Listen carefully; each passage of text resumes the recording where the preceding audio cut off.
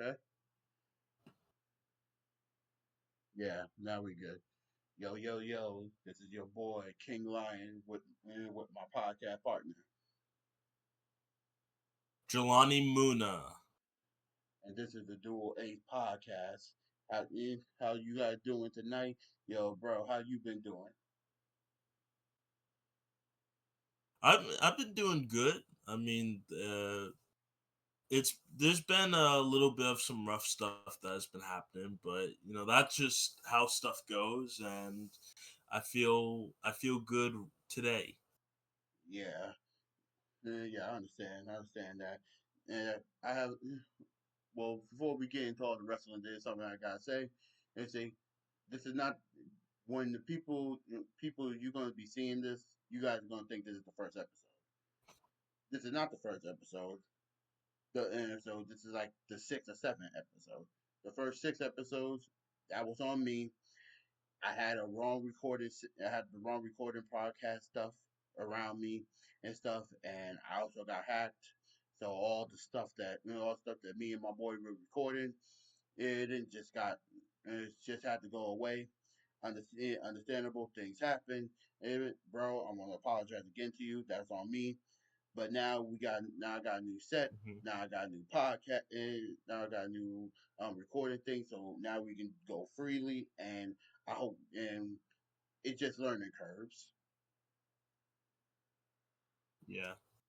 Well, I mean, look, nothing. When you start off something, there's gonna be some problems that happen because you're trying to get used to stuff. But at least now that we got stuff going, and hopefully things are gonna go right this time around. I mean, this should be honestly good for everyone that is gonna watch this. Yeah, definitely. So we got a lot to talk about. We got a lot to talk about WWE. We got Elimination Chamber. We got the two Raws. Also a little bit of the SmackDown. But first, I want to talk. First, I got something I gotta get off my chest. First, I gotta get off my chest about something about AEW. I got okay now. My boy now, me and my now I watch AEW. I don't know what my boy do. I think he do a little bit, but I watched this week pay per view AEW Revolution. I gotta say something. I I'm getting I'm getting a little bit fed up with everyone trying. I get a little bit fed up with AEW, and I get a little bit fed up with a lot of other things. First thing I got fed up. I don't know how the hell you can make a good pay per view because this pay per view was good and was good all the way. Like there was some boring matches like we all knew and expected, but it was good and good. How can you make a good pay per view but not make a good show? I don't know how the heck you can't do that. That's one thing that pissed me off. Number two, the two matches that stole my heart, and I did put these two matches in the top 25. It's Kenny Omega versus the Ace, and no, versus the Alpha, and Will Ospreay versus Kyle Fletcher. Now, bro, I know you're not an AEW kind of guy, but I'm gonna get you. I'm gonna after this, me and you are gonna be watching those two matches because I'm gonna tell you this right now. Those two matches, you're gonna say, "Damn, they will steal your heart away." Especially the steel cage match with Will Ospreay and Kyle Fletcher. I really thought Will Ospreay almost died in this match. This was a whole lot of nonsense going on here. But but the other thing that I gotta say is this: I've been looking up on what people were saying about the Tony Storm versus Mariah May match. I watched it. It was 12 minutes. It was a good match. For everyone who is a Mariah May and Tony Storm fan, I'm okay. Hats on to you. You want to say that's the greatest match of all time? Go at it, but be realistic here. I'm giving it 3 stars, and that's what it was. I tired everyone on my ass saying you should give it 5. It's not a 5-star match here, people. Cut the bullshit. Pull your head up your ass because the last two matches before. You know, that 2 matches before that, not the Okada match, not the tag team title match, but the Swerve Strickland and Mercedes Monet and the Maxwell Jacob Freeman match. Those matches were better than that match. So let's keep it a buck, keep it real, and let's just keep it real, and let's be realistic here. It was a good match. It was bloody a little bit. It was a lot of drama, but it's not with the greatest of all time. Anytime. So let's stop with the bullshit. That, but except for that, I gotta say, Revolution, one of the best pay per views I have saw in a while. It had a great number of matches. It stole my heart away a few times already. And the last thing I gotta say is this: Christian, and this, yeah, Christian Cage. You been best friends with Adam Copeland, aka Edge, for what, maybe your whole life? You two are basically brothers. I thought you guys was brothers when I first saw you. Okay? You did not learn a damn thing about cashing in a contract. You cash Why the hell did you cash in on John Moxley and the Cope match in the middle of the match? I would have waited to the end, and then it wasn't like Cope got knocked out. You the one that tagged out. So why in the like you are best friends with the guy that they named the ultimate opportunist, and you didn't learn a damn thing about you cashing in a damn contract, a briefcase. It's like I'm disappointed with you, bro. I really am. But except for those little T-bits right there, that Revolution match, that Revolution pay per view was a great pay per view, bro. Two matches that me and you gonna be watching. Is just maybe after this is those two matches. And it's just the Kenny Omega and also the Will Ospreay match. You're gonna love them. But yeah, that's all I gotta say about the AEW stuff. I mean, I'll be excited to watch the matches that you have suggested to me.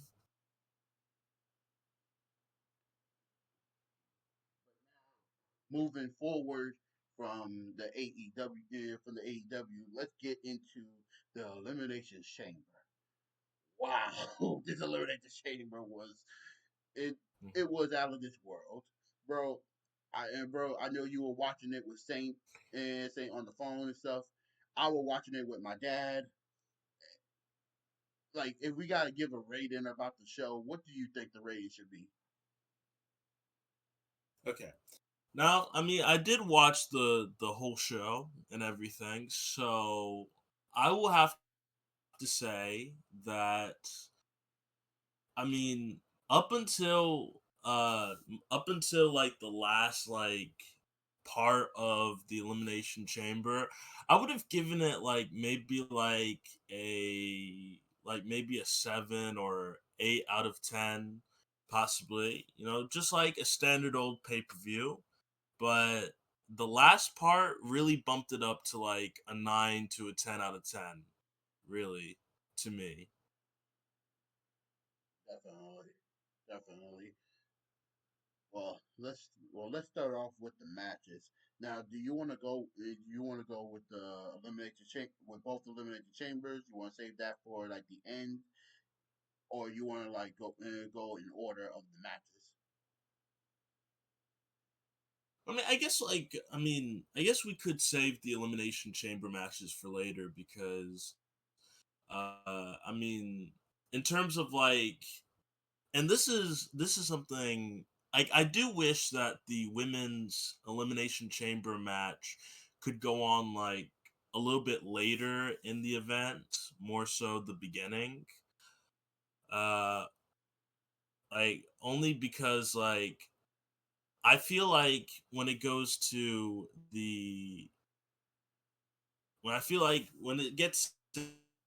saved to the much later part of the show, I feel like it will be much better. I feel like if you're putting it as an opener, in a way, it doesn't feel like it should be the opening part. I feel like it should go on much later, in my opinion. Definitely. well, well, I kind of agree. No, I'm not kind of agree. I actually agree with you on that. I'm gonna be honest with you. The two matches that we're gonna be talking about first, these matches I went, these matches I almost went to sleep through. First match, well, the match we're gonna talk about first is the tag team match with Tiffany Stratton versus Tiffany Stratton and Trish Stratus versus Nia Jax and Candice LeRae. Let's let's keep. I'm gonna keep it a buck with you. It was a good match. We all know why the match had to happen. It was in it was Trish Stratus' hometown in Canada. We all knew that hey, Trish had to be part of it in one way or another.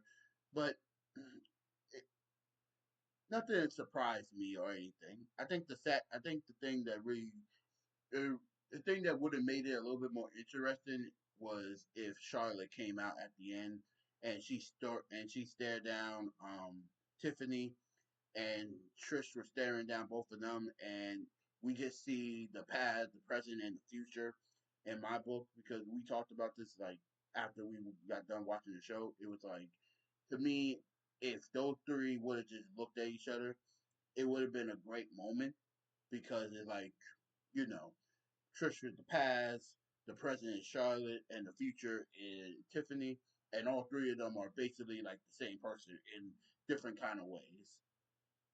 So, and so to me, if that would have happened, I would have like been more excited for the excited on watching the match, but it didn't.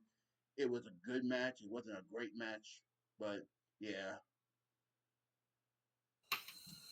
I mean, like with the Tiffany Stratton, Trish Stratus versus Nia Jax and Candice LeRae match. I mean, like it was a pretty good match that I felt like was a good way to bring Trish Stratus back into wrestling again. As you said, the hometown. I mean, we always like the hometown hero and everything. So it was pretty good to bring in Trish Stratus in. And it was a good win for both Trish Stratus and Tiffany Stratton. definitely. Now the Kevin Owens versus Sami Zayn match, bro. I'm gonna be real with you. You wanna know who the MVP of this match was? Who? Michael Cole.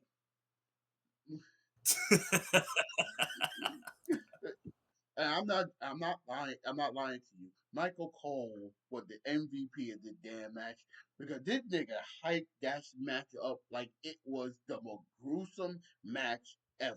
Like me and you, we watched the Hangman and Swerve Strickland match a few months ago in AEW. That match was gruesome. If Michael Cole was there and calling that match, I think Michael Cole would have been like doing some Stone Cold bullshit. Like yeah, like okay, but this match right here, this Yeah. is another match that I get a little bit upset about when people say, "Oh, this is a 5-star match." No, it wasn't. They matched back in 2016 at Battleground. That was a 5-star match. This match was like the first 10 minutes of the match was them walking around the damn arena. Like I said, can we stop with the walking? Can we stop with the damn walking? I didn't think we were doing cardio up in this bitch. I didn't come here to see this. If I was in Canada and I drew my, if I drove all the way from where my house is to Canada to see this damn match, to see Kevin Owens and Sami Zayn walk around for 10 fucking minutes, I would have been like, damn, I want half of my money back then, nigga. Shit, we walking in, stop walking, beat each other up, and then when you finally got into the ring, it was bro. This is the worst unsanctioned match I think I ever saw in my entire life. I'm gonna be blunt honest with you. It didn't feel like an unsanctioned match. There was no blood. There were no real dangerous spots that we haven't already saw. And when you try to talk about, oh yeah, you brought out the bar wire, that is fake. That bar wire share is the most fakest bar wire share ever.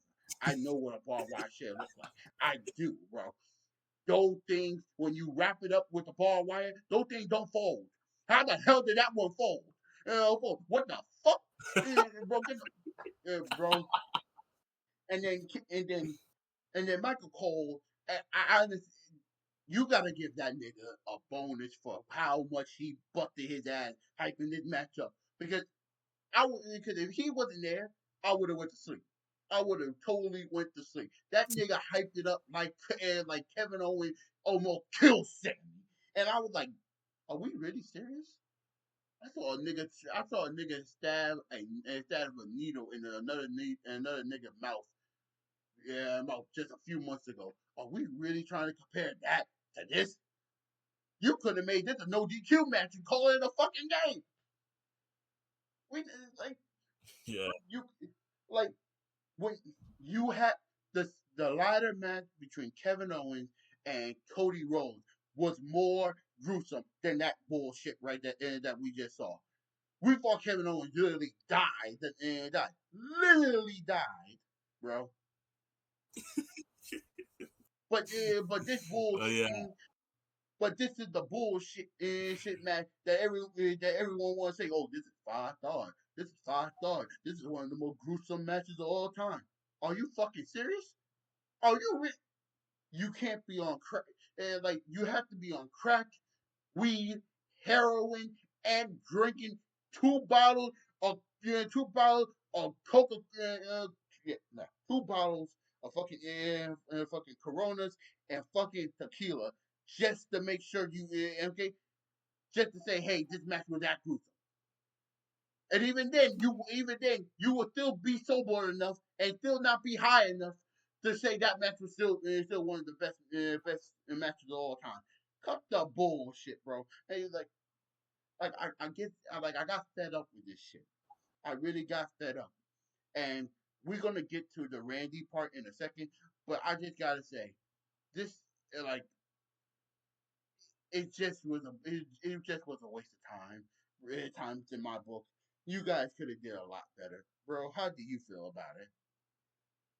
I mean, honestly, I do agree with most of what you were saying. I mean, like, again, like, I do wish that it could have gone a bit more extreme in terms of, because I mean, think about how long this rivalry slash friendship, whatever you want to call it, between Sami Zayn and Kevin Owens. I mean, like, it could have been a lot better than what they did do. I mean, there were some spots that I really liked seeing, like when Sami Zayn went through the double table spot. I did like that, but I mean, it could have been a little bit more extreme, of a little bit more. There could have been a little bit more, I guess, more extreme, more gruesome. Could have been. It could have. There could have been a lot more added to it, and just the fact that it's something. I mean, like the barbed wire chair spot again. I mean, I know you didn't like that spot and everything, and man, it's just, yeah, they could have done a lot better with it. I feel like they could have at least added a bit more elements to it. Maybe, and again, yeah, with the whole the arena, just everyone just walking everywhere, not knowing where they were going and all that. But yeah, I mean, it could have been a lot better. I mean, it's supposed to be an unsanctioned match. I feel like a Hell in a Cell match probably would have been a way better match type to have Sami Zayn and Kevin Owens fight in, more than an unsanctioned match. Because like Hell in a Cell, you can use that cell as a weapon. Pretty much. But yeah, but I mean, it makes me kind of wonder what is in store for the future, because maybe they could possibly have a Hell in a Cell match for Kevin Owens and Sami Zayn, possibly. I hope, I hope so. And to be honest, I hope this is not the last match for Kevin Owens versus Sammy because if it is, I'm gonna be really upset. But you know, Kevin Owens and Sammy saying it's like oil and fire. They're always gonna be a lot. They're always gonna be blowing something up. They're always gonna happen sooner rather than later. But I, but the thing that really just there's some there's something that really that got on my nerves watching the match. And this is not about the match. This is after the match. This is the Randy Orton. Okay. This is Randy Orton coming back. Okay, and Yeah. I'm happy that Randy came back and stuff. But Randy came back slow as hell. Like that. Uh, like when Kevin Owens had Sami Zayn in the pile driver situation, I'm thinking that Randy's running out there when we heard the music. He gonna be sprinting and shit, and Randy just walking. I would have been like, nigga, I can power drive this nigga. They power drive this nigga already. Like by the time he get down here, you can still be in the ring with that steel share ready to whoop the nigga ass. But it was stupid. I felt like it could have been a little bit more exciting if he came from the crowd. There's just some, it, there's just some elements would have changed. Changed. I think the more funniest parts of this whole situation was the referees getting knocked down. And I'm gonna be honest with you. If I was a referee in WWE and this nigga Kevin Owens knocking me down, I'm fighting. It's gonna be a triple threat match because I'm whooping asses. I'm busting his head. I'm gonna be like, boom, motherfucker. Okay, it's time to go. F the rules. I'm taking off this damn shirt right here, and I'm whooping your ass like that nigga should have whooped your ass. Okay, shoot. And Mike Corona, he's running down the ring. He trying to do the count, and then Kevin Owens knock his ass out. And you don't want me as a referee. I'm fighting. I'm just throwing hands with everybody. Okay. And speaking of throwing hands with every fucking body, if I was Randy Orton, I'm RKOing every single one of you niggas that thought you niggas was it was like a Super Bowl team or some shit. I didn't know I didn't know I was dealing with Super Bowl champs, the Eagles. I didn't know I was dealing with the Chiefs. I didn't know I was dealing with the Bulls, the Lions. I didn't know I was dealing with all these niggas. You niggas jumped on me like I was about to kill this nigga. I was about to kick his head off. And I see maybe 20 fucking people on Randy, and I'm like, ain't this a bitch? You niggas didn't do shit when this nigga was about to break that nigga neck. But I'm about to kick him in his dead head. All you niggas are on me like a motherfucker. So if I was if it was me, I'm doing this. And I know he got his fair share. I know he got two or maybe he got about 4 or 5 of those niggas. But the niggas in the suits, Jason Jordan, you get an RKO. Gregory Helms, you get an RKO. Nigga that look like nigga who look like an elf, you get an RKO. You get an RKO. Chinese referee, you get an RKO. All these, I'm giving RKO to everyone. It's a free discount. 1 8, okay, 5 for 1 special. Okay, shit. Or 1 for 5 special, whatever the fuck you want to call it. You got there, okay? It's for all 5 of you to get an RKO. And whoever want to stop me, I don't mind giving a 6-1 away for free. Free. On the house. It's just, man, oh, man, it's just some bullshit. I'm about to stop. I'm about to put this nigga on the shelf who been destroying everybody, and all you did is want to become the Philadelphia Eagles, ready to stop me like I'm a line, like you got the linebackers. Man, kiss my ass. And Well, yeah. I am glad that Randy Orton did make a return, and the thing about the entrances, as you were saying, they always seem to drag out the entrances. They always seem to like everyone's just walking, like nobody's like running in I mean, that's usually what is just happening. And I mean, honestly, I always think that wrestlers, when they hear the music, they just pause. They just don't know what to do. Because, like, again, Kevin Owens could have definitely have done that package pile driver with Randy Orton taking his sweet time, making his entrance and everything. I mean, it's just, I guess the music just like stops him. But yeah, but I mean, with Randy Orton coming back and everything, uh, I really liked. Uh, the one thing I wish that they could have done, like I know that they're trying to like save the punk kick and everything, but I just wish he just did it. Like I just wish they let him do the punk kick because again, like I've been watching a lot of old Randy Orton from like 2007 to 2009, like Randy Orton, which I believe is the prime Randy Orton. 2009. You don't get any better than 2009 Randy Orton. And I kind of wonder when they're going to let him do the punt kick because I just feel like they should have just let him do it at that moment instead of just having the security guards. But again, at least we got to see Randy Orton do the RKO's to the security guards and everything, and it always makes me wonder because you know that there always is a security guard. There's always is a wrestler that is a security guard that ends up becoming a future world champion or any type of champion years later. Makes me kind of wonder who in that security guard crowd who could possibly be the future world champion out of all of them like a decade or like a decade in the future. Well, it's just well, it was me. I'm just saying, if I was Randy, I would have made sure none of these niggas become wrestlers again. I'm breaking all you niggas' neck.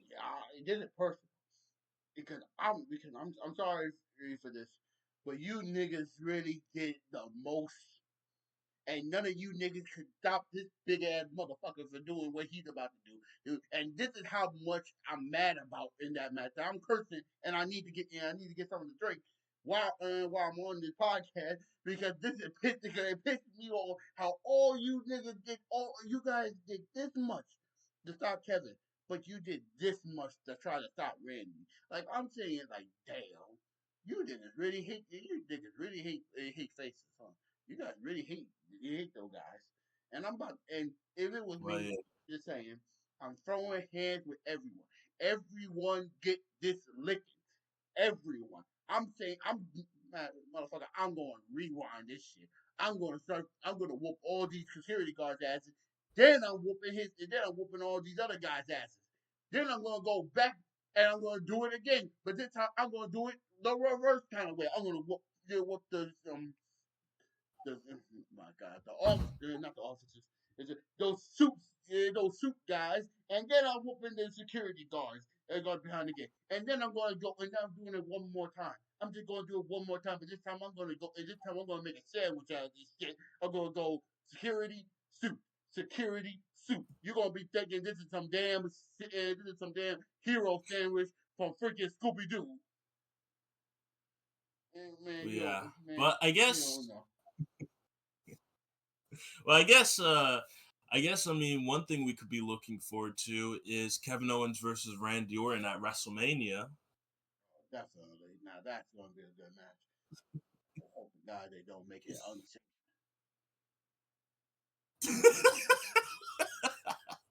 Well, I mean honestly though, they need to make it like that could be Hell in a Cell there, worthy there cuz I mean think about it. Kevin Owens almost made Randy Orton lose his whole entire career. So they got to make the stakes even higher for this one. Definitely. But the thing pissed me off. It made me cough. It's making me cough now.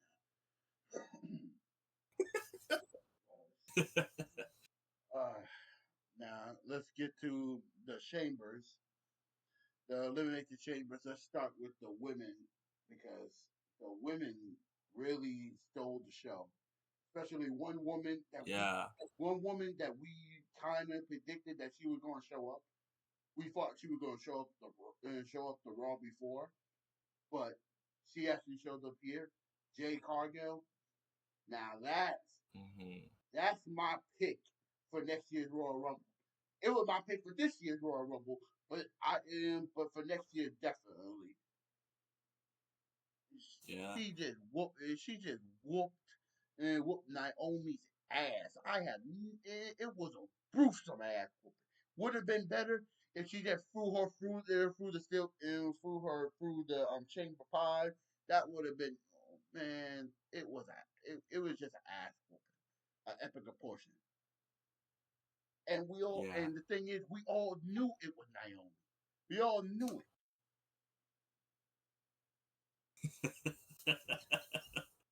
I'm just Yeah. happy that Jade is back. Yeah. I mean, honestly, though, I mean, with Jade Cargill coming back, I mean, we we need. I mean, we're gonna see like a whole lot of potential when it comes to the women's division now. Now, I know a lot of people say that Jade Cargill has been, a bit iffy on her run. Like she hasn't been the best that she could be. But maybe this time around, maybe now, this could be a way to turn her around and make her even bigger and even better than before. Especially now with her going against Naomi, possible WrestleMania match. I mean, I would like to see that. I mean, we're gonna have like a whole lot of good WrestleMania matches in the future. Definitely. I think, it, I think the thing is, this is a, and we and you had this conversation like 2 weeks ago.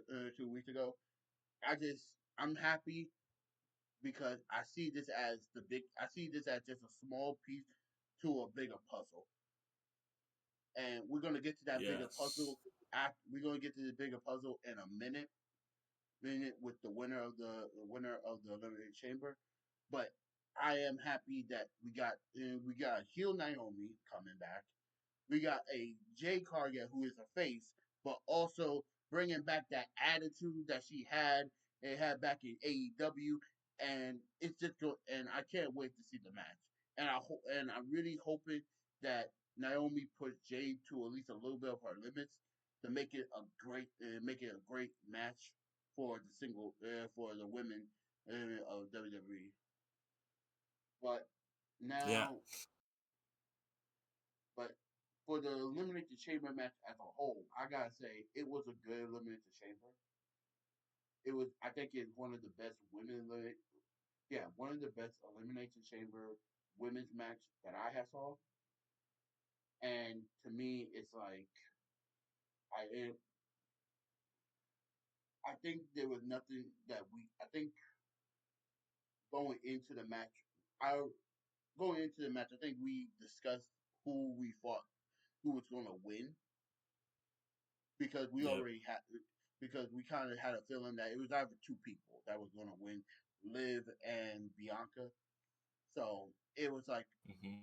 we kind of figured that hey, whoever was going to walk in to the chamber with one half of the tag team titles was going to be the one that's not going to be walking out. But when I saw the Jay situation, it made it confirm that it was Bianca that was going to win the match. Now the match as a whole, it was great. Yeah. I like that they brought the Rock. I like that not Raquel, Roxanne Perez um pinned Bailey.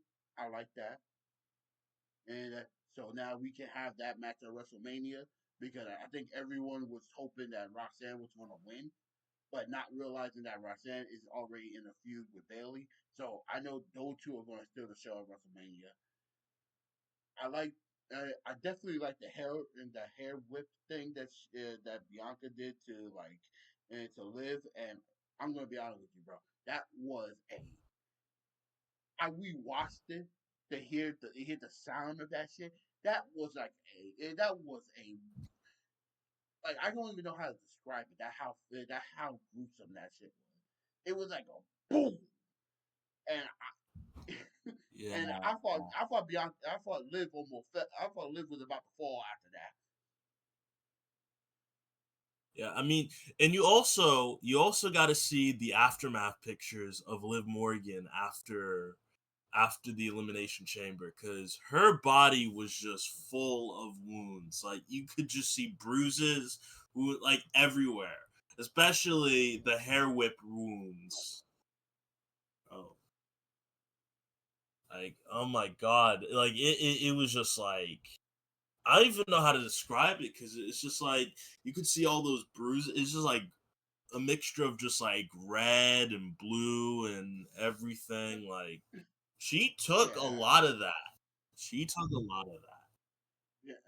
And listen, I know that I know that I know Bianca won the match, but MVP of that match is well, there's two MVPs of that match.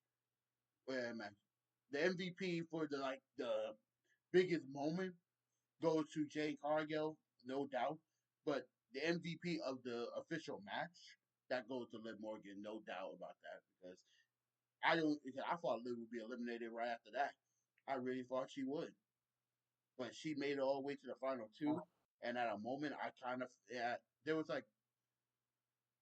this like 0.1 second that I thought Liv was maybe gonna pull an upset, but hey, Bianca Belair won.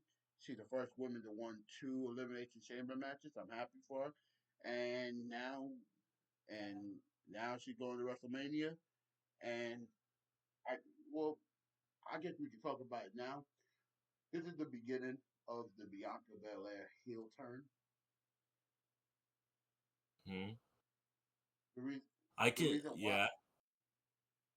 the reason why I say that is I because of what's been going on the last 2 weeks on Raw, and we're gonna get to that, and we're gonna get to that after the Elimination Chamber stuff. But I have a feeling that more or less Bianca was involved with the Jade Cargill situation. She wasn't involved actually. She was the one who attacked Jade, but she was the one who masterminded this whole nonsense. And I promise you that you're gonna see around by SummerSlam because I have a feeling that this feud with Naomi is gonna go all the way into SummerSlam, and we're gonna hear from Naomi that this plan wasn't her idea; she just executed it, and we're gonna see that it was Bianca that actually told her to do it. I mean, honestly, I feel like the way that Triple H does things, I feel like this could be extended to possibly next year's WrestleMania. Who knows? Definitely, because I right now, sorry, right now I have a I'm like 85% sure that Bianca is walking out with the title, and she's gonna hold on to the title for like a year. And I'm pretty much like 95% sure that not Liv, Jay Cargill is gonna win the Royal Rumble. I think that what they're trying to set up to the Jay Cargill for the Bianca match for the women title, and I think the way how you do it is Bianca Bianca Jay finding out that Bianca was really the mastermind that told Naomi that hey, you should take her out, and you have Bianca as a heel and as the women's champion, and then you have Jay Cargill win the Royal Rumble as a face, and then you have your feud for WrestleMania already set up, and it wasn't like it was just built over 2 months. It was like built over like about 2 years worth. If Triple H can do that, then I'm gonna be like, okay, you are a great mastermind about this. Yeah. I mean, honestly, though, I mean, Triple H has a whole lot of surprises.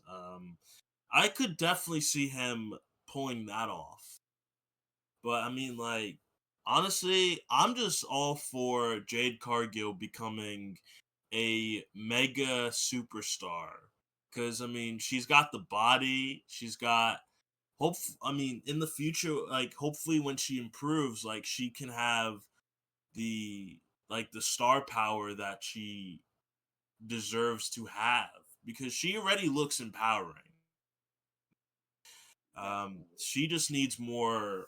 Yeah, she just needs more time in the ring, more time to build up her personality, and then she could probably be a cover star for a whole lot of things, like maybe the next video game, like maybe 2K26 or 2K27. Definitely. I, would- I, would- the reason why I think this is going to happen at WrestleMania is because after WrestleMania of next year, I think we're not going to see Bianca for at least a year and a half because I think because I don't know. Did you watch her reality show with Montez? Not really. No, I haven't seen much of it. All right. Well, and there was like this episode that she was going to the doctor and she wanted to find out how long would it take for her after having a child to get back into the ring and stuff. And it's gonna be like 18 months. So it's like I and so I think and she said she didn't want to have a child because her career is going so good and she will have it when she have a chance like to slow down with the career and stuff. That's why I assume Yeah, that that's why I'm thinking that hey, Jay Cargill, she's showing up with the best thing that ever happened to Bianca because now you have a star who who little girls can look up to, who can take that load off of you, and all you gotta and then once you leave, you can focus on having your kid that you want with Montez, and you can come back better than ever, and it's gonna be a big pop if you pop when you do come back, and so and so that's why I'm saying like next year after WrestleMania it's gonna be like it's mostly just gonna you're gonna not see a lot of you're not gonna see Bianca until maybe the let's see maybe the WrestleMania after or the SummerSlam after that. I see. Like I do know it can be hard for wrestlers like women wrestlers, especially like when they have kids and everything. I know it can be hard for them to kind of jump back in to the ring and every. I mean, like Alexa Bliss took 2 years because of her having a kid and everything, and I know there's some other women wrestlers. I think like there's another example that it was on the top of my head. Carmella. Um, well, no, well, yeah, that too. But I mean, she did. I mean, she never really returned to the ring after that. Um, Yeah.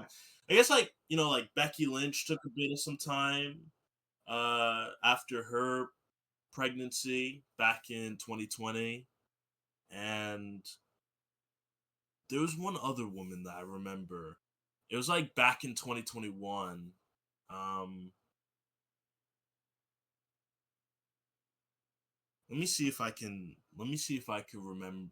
Try to figure out who it was. But uh, so to go back onto what you were saying, though, I mean, I feel like this could be a pretty good feud building up to a championship between Jade Cargill and Bianca Belair.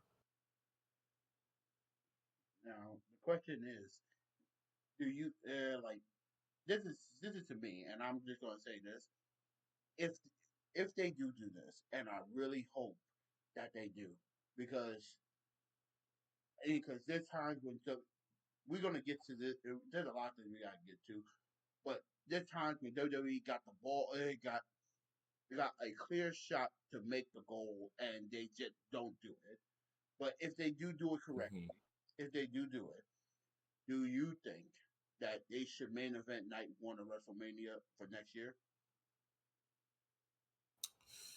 I mean, honestly, I would like to see women main eventing more pay per views, and honestly, I mean, if they do it right, I could see that being a possibility. I could definitely see Jade Cargill and Bianca Belair main eventing because, I mean, Bianca Belair has main evented WrestleMania before with her and Rhea Ripley, so I feel like it could Oh, quite you mean like, possibly happen again. oh, bro, you mean Sasha Banks, Oh yeah, Sasha Banks. So sometimes I get mixed up with some of these matches. right? Nah, it's cool. It's cool. I understand. Yeah, and But also the woman that I was talking about earlier, Lacey Evans, who got pregnant back then. So like, yeah, it can be very difficult for women to get back into the ring after that. But yeah, anyways, I get you. I get you. But I think moving on from the women's to now the men's chamber, and we got a lot to talk about this men's chamber match.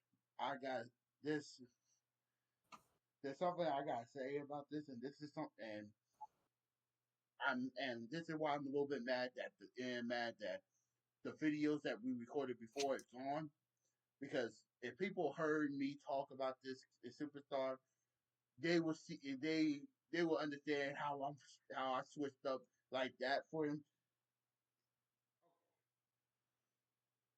I respect what Seth Rollins is. I respect him to death. He's a great wrestler. He's a great competitor. I have him in my top 25 all time. I just don't like what he's been doing with CM Punk, as in talking crap about him and stuff. CM Punk did not do anything bad to you. He did not do anything to hurt you. He left because he had to leave, and you are mad with him because he was talking crap. He was talking crap a little bit. Now I was on CM Punk's side the whole way, but the minute that nigga did that damn curb stomp to CM Punk, I was happy as hell. This nigga said, "Hey," I said, "Thank the God." I said, you know what? I take everything that I said back about everything I said bad about you. I took it all back. I said, thank you, Seth freaking Rollins, because that was the best moment of the night for me. It was the best moment. Not the best moment. The best moment is coming a little bit after that, but it was the best moment of that moment that I can say, because I said this right now. Going into this men's chamber match, there was a certain superstar that if he did not win, we wasn't gonna have a WrestleMania. I promise you that. My dad was sitting right here on the sofa. He was sitting right here. I told him straight up and down on the reel, and I said this to his face. If John Cena did not win this match, I promise you, when WWE comes to New York City, you're gonna think this is some superhero nonsense, because I'm taking down everybody. I'm going after everybody, hey, from the CEO to the motherfucking janitor. I'm taking everyone out. But okay, and I'm just leaving one nigga alive just long enough to say, yo, who did this? And okay, and I'm gonna give him. I'm not gonna say my damn name. I wasn't gonna say nothing about my name. I was just gonna say this. Tell them who sent. Tell them who sent you. It's okay. His name is Invincible, bitch. That's what it is. Because that's how I was going to do. I was going to scare these motherfuckers. Yeah, okay. I'm going in for everybody. You see how they did the Randy? They would have had to do. They would have had to do all. Had to call the National Guard to stop me. I would have played. John did not win that match. I was gonna knock some heads. I was going to go all out. You saw what they did to Brock Lesnar and the Undertaker back in the day. No, 10 years ago. 10 years, okay, when they had to do the police and all that shit. That's what they want to have to do to me, and I would have still kept on going. There wouldn't be a WrestleMania if there wouldn't be a WrestleMania if John Cena did not win the elimination. I promise you that right now. You would have told me on the 7 o'clock news. I would have gave a burner phone to my dad and to Saint, and I would have told Saint to tell you, listen up. I give this channel to you and Saint to carry on my fucking legacy because I'm on the right, niggas. You ain't have no idea how much heat I had. Literally, my dad was sitting there. He was about to die from laughter.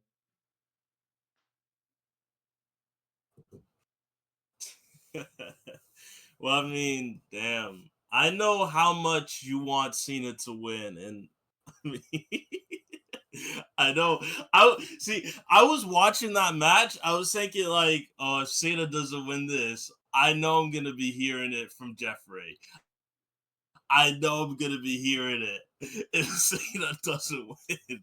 And I was on the phone with Say about this as well. Like this was honestly, a pretty. This was honestly a pretty good moment in the match when Seth Rollins came in and just curb stomped CM Punk. But one thing that I was thinking after that was instead of Cena pinning CM Punk just straight there, Cena just decides to do the SDF. And I was thinking, why not just pin Punk right there? That should have made me known for what would have happened much later. True, true, but yeah, but I'm, I'm, I'm telling you, bro. But I, I'm gonna be honest with you. Everyone in the world should be. Everyone who watched wrestling should have been watching. It should have been thinking Seth Rollins after Seth Rollins. Yeah, even CM Punk Uh, should have been thinking Seth Rollins because I'm telling you, it would have been doomsday all around. It just you just didn't want to see what would have happened. You damn. be thinking, I mean, they would have. thinking that 9/11 came back. This is some freaking terrorism. You You would have think I been would like laugh? Jacob Fatu. Mm-hmm. You would have. You would have been like Jacob Fatu. They could think and everyone think I was joking. I was dead ass serious about this shit. I was ready. Yeah, ready. I was. Yeah, shoot. Would have I been real. mean, honestly, Yeah, shit. It would have been a quick call. It would have been a quick call. I would have been like, hey, listen, I'm gonna have okay, look, okay. I would have told everyone I know, hey, listen. I would have made a group chat for everybody. Listen, I love you guys. I might never hear. Okay, you're not gonna hear from me for a while. And if you're okay, deuces. This would have been all that. You just don't know how much this nigga means to me. Okay, but no, I mean, you just I feel like CM Punk could have been a good alternative to Cena, though. yeah, he could have. But if this would okay, he wouldn't have had a WrestleMania moment though.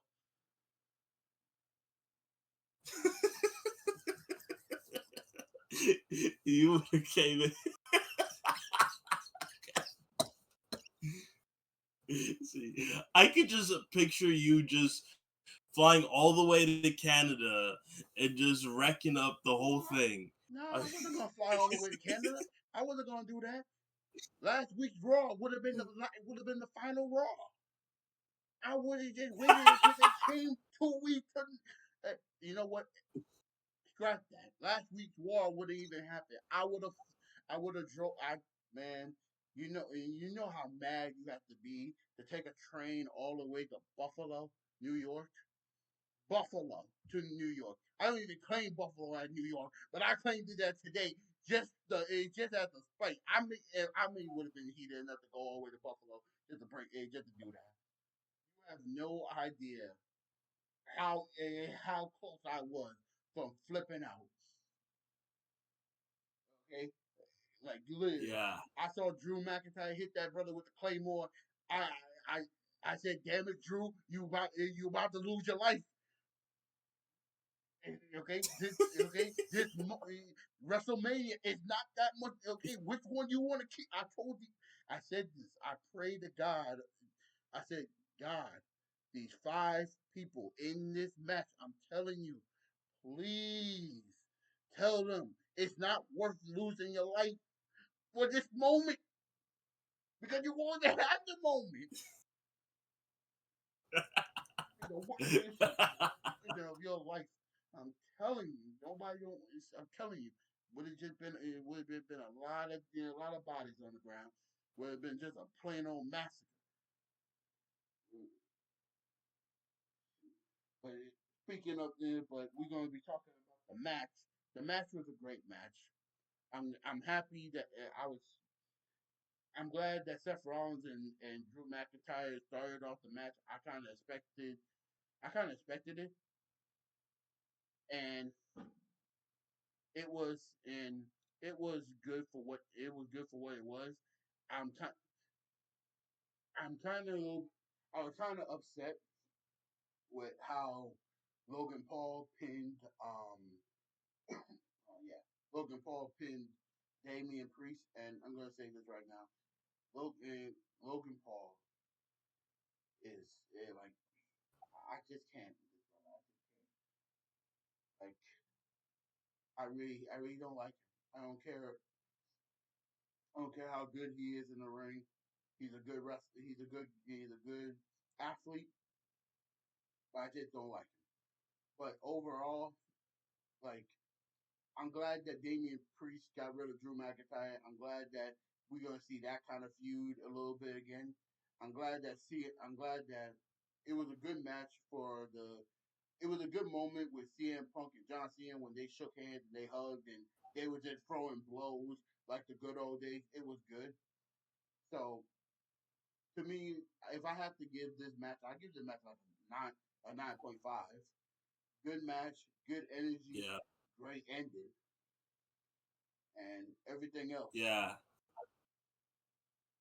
I mean, honestly though, like it was like I remember just watching it. Like this, I mean, this was a pretty stacked elimination chamber match. I mean, there was a lot of names in there that you could have seen actually main eventing WrestleMania against Cody Rhodes. Like I was like CM Punk was one of them. I mean, there was also Seth Rollins, quite possibly. I mean, there was a lot of it was Yeah, very stacked yeah, in there, um, yeah. and um, There was a lot of possibilities, but they went for the good one, went for the best one, and they went for the one that saved their whole prophetic lives.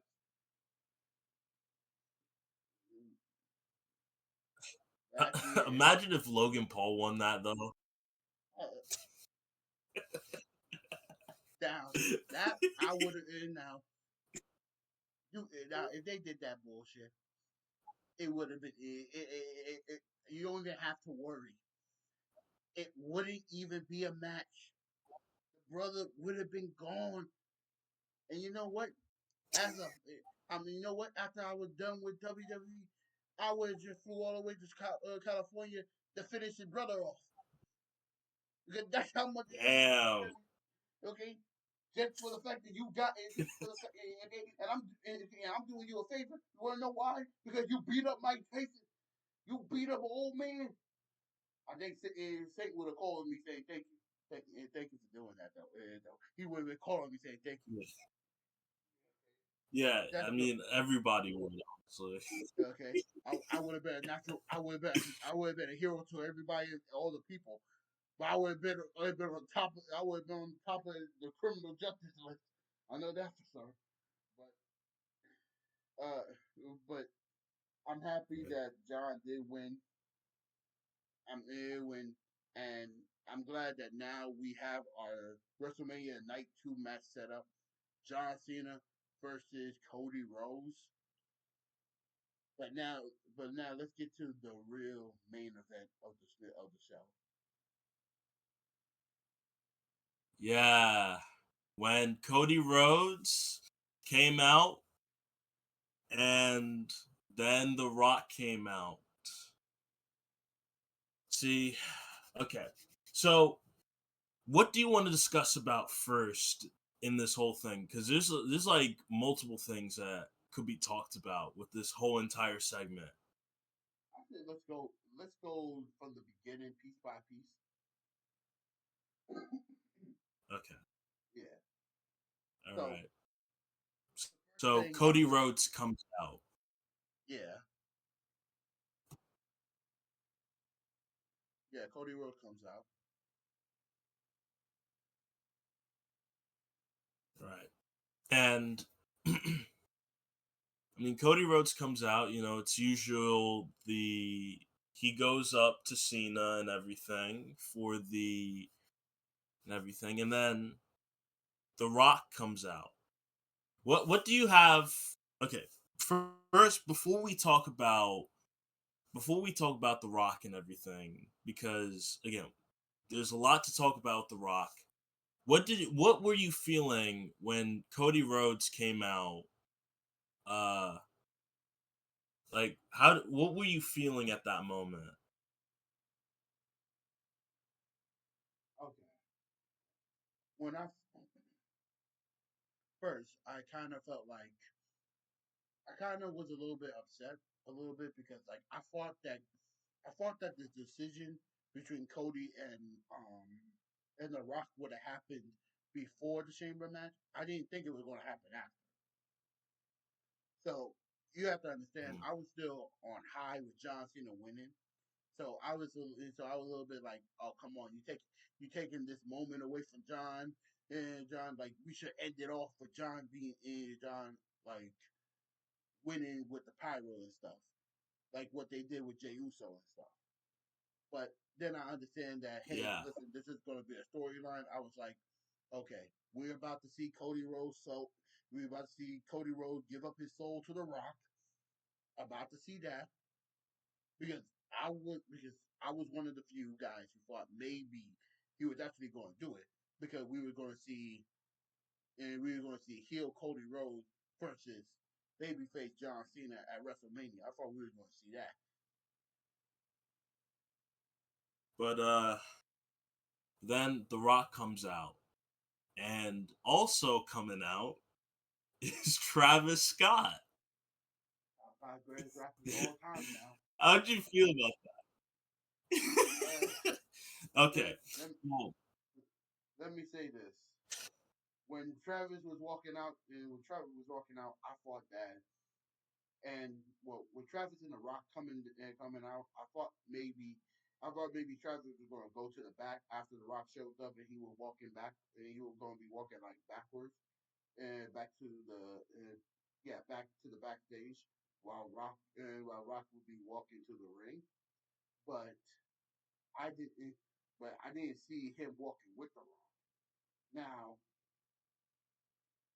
I'm going to say this: before Travis, before Travis Scott was in my let's say he was in the top 75 of the best rappers of all time, in my opinion. He was in the top 75. For what he was going to do after them, what he did after, he went up to number 5 in my book. And number 5 is very hard. And you have to understand, my top 10 for rappers is very elite. So if you could jump from 75 to 10 or 5, you know you're doing something right. yeah, okay. Now I was watching with Saint, And at first, I was confused as to why Travis Scott was coming out because now they had it where they played Travis Scott's theme song during The Rock's theme song, and we were watching it together, and we were wondering why Travis Scott was a part of this. Because we even made jokes about it. We were like, Travis Scott is like the little brother that your mom tells you to invite. Yeah. Because that's how it felt like when he came in. And then it was like Travis Scott was still walking with The Rock, and we were just wondering where was this going. And then we were just absolutely confused when Travis Scott came in into the ring with The Rock. How did you feel with Travis Scott coming into the ring with The Rock? Did you thought like there was any moment where like Travis Scott should have left? Like how did you feel about him entering the ring? I didn't have no problem with it. It like to me, Travis Scott was not really a big factor into it.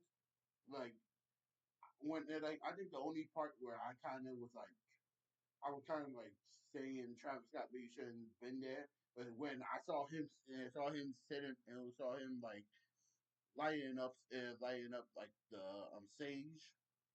But I thought it was weed for a minute. I actually thought he was smoking weed and weed on TV, and I was about to say, damn, Mhm. WWE really is going a little bit hardcore now. They're smoking weed again.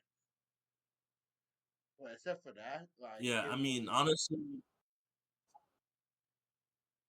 honestly, it kind of reminded me a little bit of like, when our Truth smoked a cigarette on live TV. yeah. Yeah, honestly, uh, it would have been cooler if like Travis Scott could have like had smoked weed or something. It would have been I guess a cooler visual, but I guess it doesn't really matter. Uh, but overall, like Travis Scott being there, I really didn't care. Like all I cared about was like The Rock and Cody Rhodes decision. So if he was in so him being in the corner, I really didn't care for him being there. Okay, and we have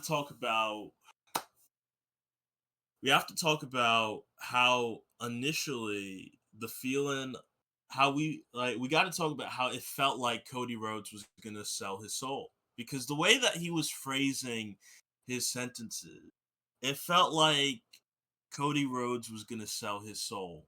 How did you feel when did you have a feeling did you think Cody Rhodes could have been possibly selling his soul to The Rock?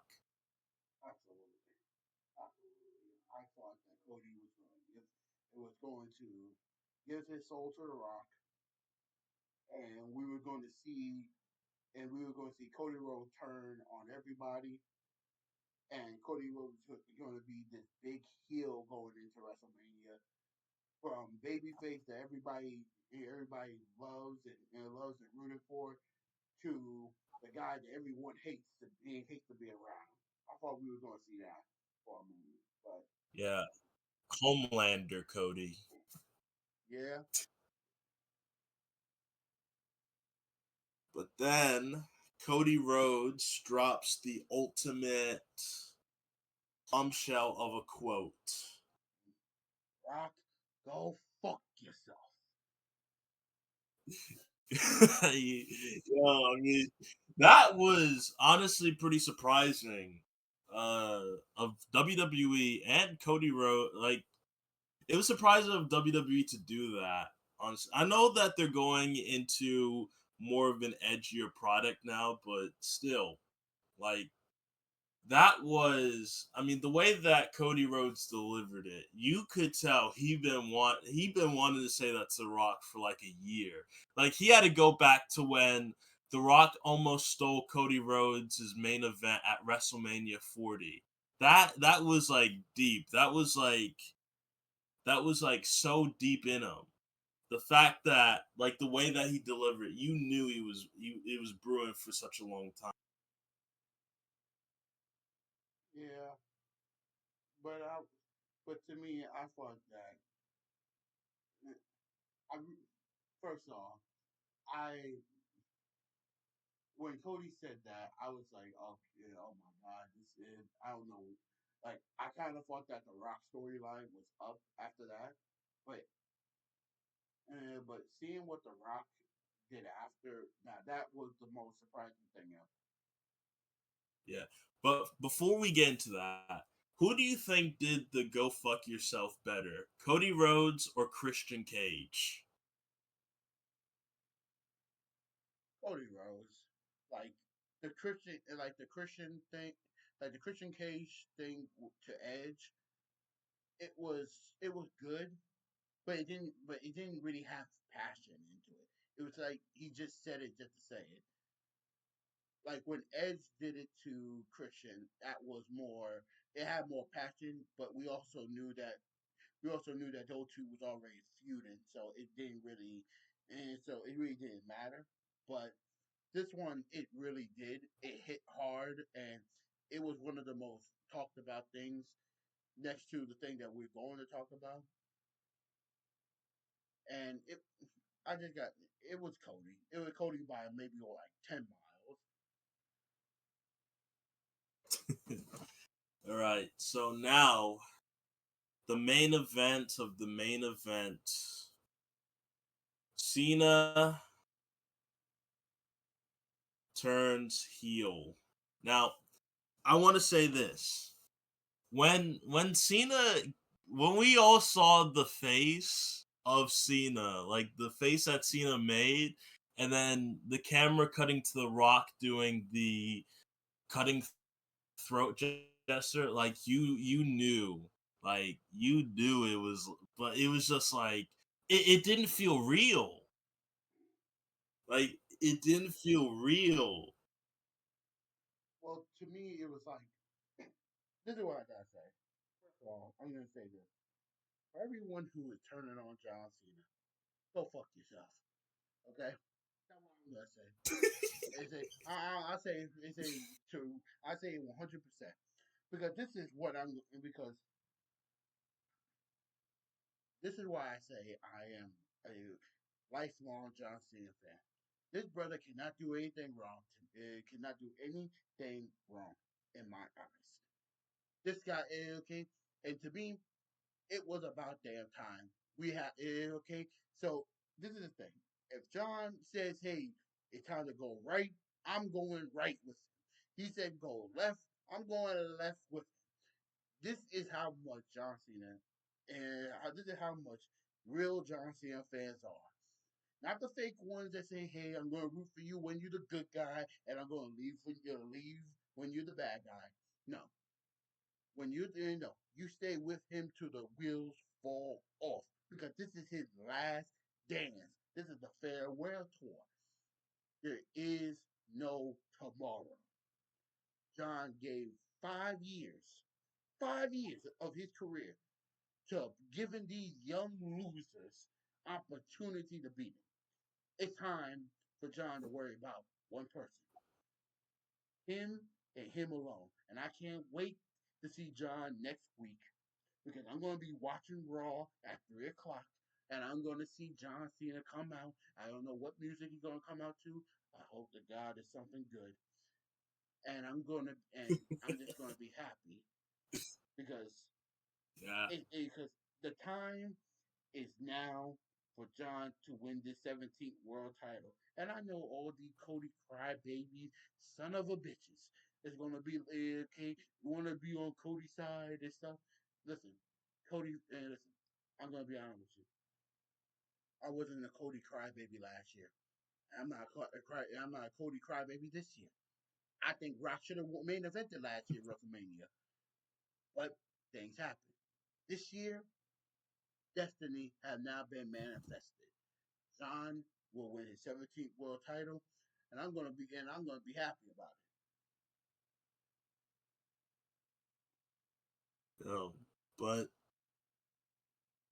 okay. But I do gotta say, when it came to John Cena turning heel, when he did that, it was like the whole world turned upside down. Honestly, I mean, just the fact that, mm, like no one knew about this. That's the thing about it. Is that you just couldn't believe it. I remember being on the phone with Sam about it. It was like Oh no, it I was saw his so reaction. confusing and everything. I saw Saint's reaction when he posted it on TikTok. That nigga was confused as a bug. I almost thought he dropped a tear when I saw it. Like I see, like uh, I was a little bit laughing about it a little bit, but I was like, it, it, it was it was unreal how people reactions was to what John did. You want to know something? Yep. But my, but What? you want to know the thing is about my reaction to it was this. When I first saw it, I wasn't mad. I was actually happy. I was like, yes. I was so happy Damn. that like I was because I was one of the only guys who kind of said because ever since the Royal Rumble, I said this: playtime is over. It's time to stop being the happy-go-lucky guy. We can still do that, but we gotta bring back a little bit of anger, a little bit of rage, a little bit of heel attitude. And what he just did, that proved that hey, he still got it. I mean, So honestly, um, though before I get into more about heel Cena and what I would want to see next Monday, I was honestly more confused that Travis Scott played a role into it as well, like beating up Cody Rhodes. I didn't think he was gonna do all that. God gave that boy a black eye, gave him the royal black eye, like boom. Like I never, like I think Yeah, because Travis didn't really, I think Travis didn't really mean to give him a black eye, but hey, it's I think it boosts up the I think it just boosts up the character development for Cody and Cena a little bit more. I mean, could this possibly mean that Travis Scott could be more included into this? Because like now, like he played a role into it. Like I'm wondering, could Travis Scott be like a part-time manager or something to this? Like, because I mean, you Nah, saw. So it's just a one. You think this is just a one-time thing? no, I don't think it's a one time thing. I think it's gonna happen, but I think Travis is just gonna be here when Rock is gonna be here. He might be here when Cena here like once or twice, but it won't be like all the time kind of thing. I see.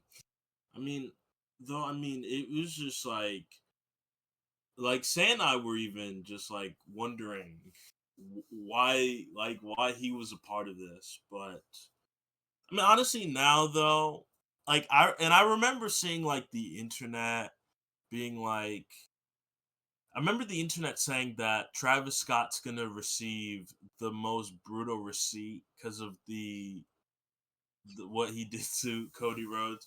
Do you think Travis Scott's gonna get a receipt? Yeah, he's gonna get a receipt, definitely. Well, I mean, I kind of And he wonder didn't. what it's gonna be though. It might be at WrestleMania. Cody might just punch him really hard. Um, well, But the the thing that really clicked for me with this John Cena heel turn was this. It was like it was like The Rock and John Cena. They both they both standing on top of Cody. It was it was a moment that it was a moment that I never thought we were going to see. A heel Rock, a heel Cena working together to take down Cody, to take down the good guy. Like I never thought we were going to see this, but I can't wait. to see more of it. I'm kind of disappointed that John didn't show up for Madison Square Garden this week. I wish he did because there was rumors that he would show up, uh, but once we hear from him next week, I think we're gonna. I hope we get more. I hope we get more than what we got from the got from the press conference because I like what he did with just picking up the mic and just dropping it, not saying a word. But next week, I hope he says. I hope he says some things. Yeah. Now, I know this is what I would want from heel Cena, right? Because a lot of people want basic thugonomics. They want thugonomics Cena back, and I feel like that wouldn't be. I feel like at this particular moment, I feel like it needs to be more than just thugonomics Cena, because there is a lot more potential that you could do with this than just thugonomics Cena. Because thugonomics Cena, that was a long time ago. You know, that was in the past, and I know a lot of people love that era of John Cena, but we got to put that aside because I feel like with what John Cena could be right now, could be miles ahead of that. What I want to see is just Cena being. I would want it to be where Cena is in a way kind of like how he was in like the mid 2000s, like the late 2000s, where it was like he had like the black gear and everything. He was like the chain gang soldier Cena, but just even more than that. Like I want to see One Night Stand 2006 Cena back. No, Oh the yeah, way that definitely. he was like doing that. Yeah, like I want to see that Cena because that Cena, even though he was the good guy Cena at that time, One Night Stand '06 Cena is just on a different level. And I want to see that being embraced even more. And Cena, and if you see, like, Cena has a different level of aggression to him when it's needed. Like, if you've seen, like, heated feuds, like, just like feuds against like Randy Orton and everything. Like you could see like his aggression. Honestly, also kind of a mixture of One Night Stand '06 Cena and also John Cena when he did that promo on Roman Reigns and also the John Cena that did that promo on Austin Theory. Cuz like again, like when Cena gets aggressive and everything. Like he goes really into it. Like again, Cena buried Roman Reigns in 20 like he almost did like back in 2017. Like he held nothing back. He even talked about the drug test, how Roman Reigns failed that. Like it was that Cena is what we need. That type of Cena is what we need. I feel like I it just, even though we kind of do, huh? I agree with you on that. This this is the thing. This is the thing that I'm gonna say. Like I agree with you on everything that you're saying. I don't think they should bring back the heel. Don't bring. No, I don't think they should bring back the Thugonomic John Cena.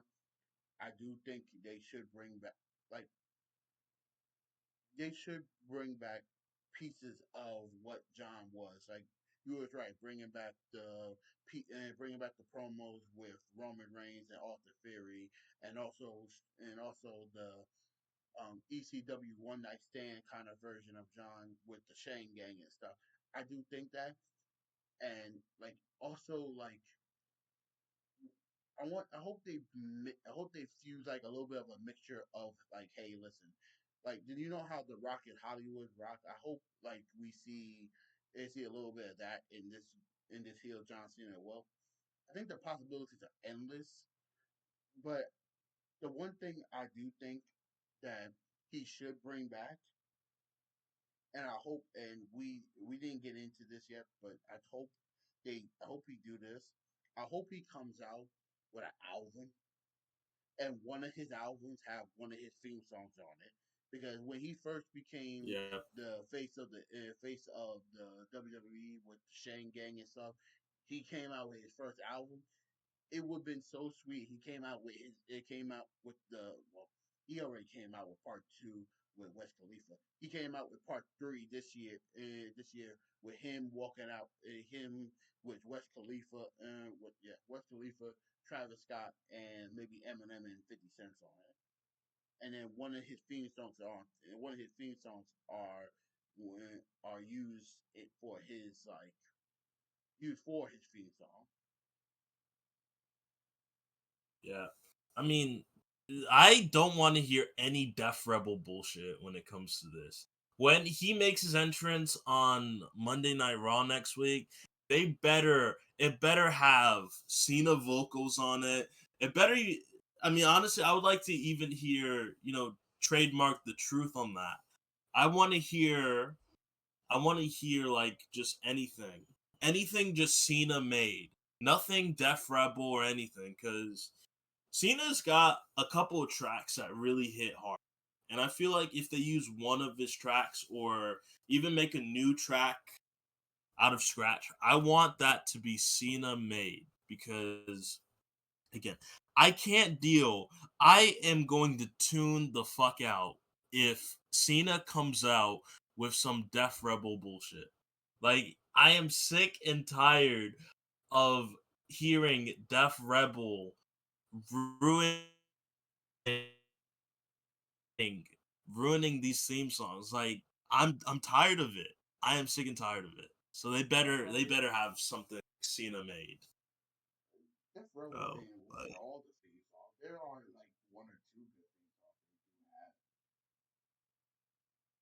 well, yeah, but I know there are some like Roman Reigns theme song. I know was banger made by Def Rebel, but it's just like again, you hear the like if you ever watch a Royal Rumble match and you listen to some of the entrance songs that are played, you're not gonna recognize half the people that come out to those songs. It's just like, what is this? This is like this doesn't sound right. Even like CFOs made better songs than Def Rebel has made, and like again, it's just I'm gonna crash out harder than you would if some Def Rebel for John Cena. Oh yeah, I But, yeah, I get you.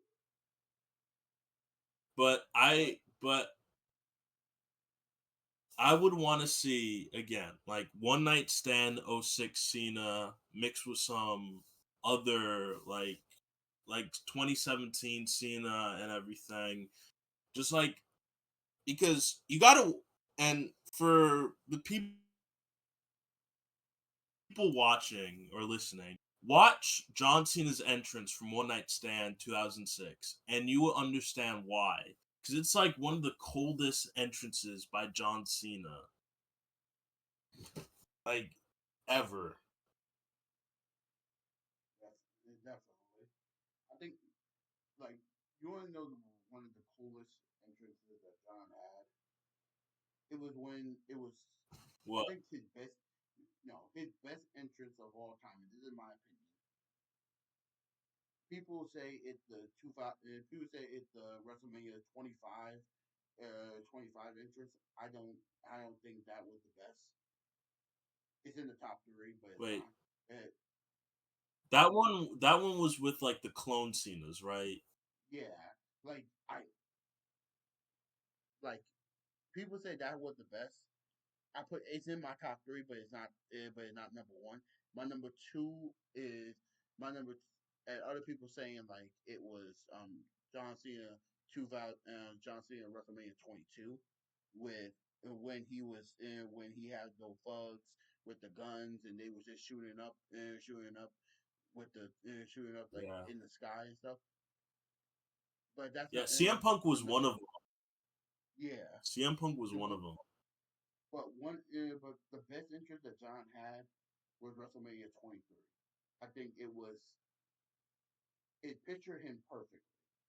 So when he had his own car, he drove and he was driving through the streets very fast. And in fact, he didn't care about breaking any rules.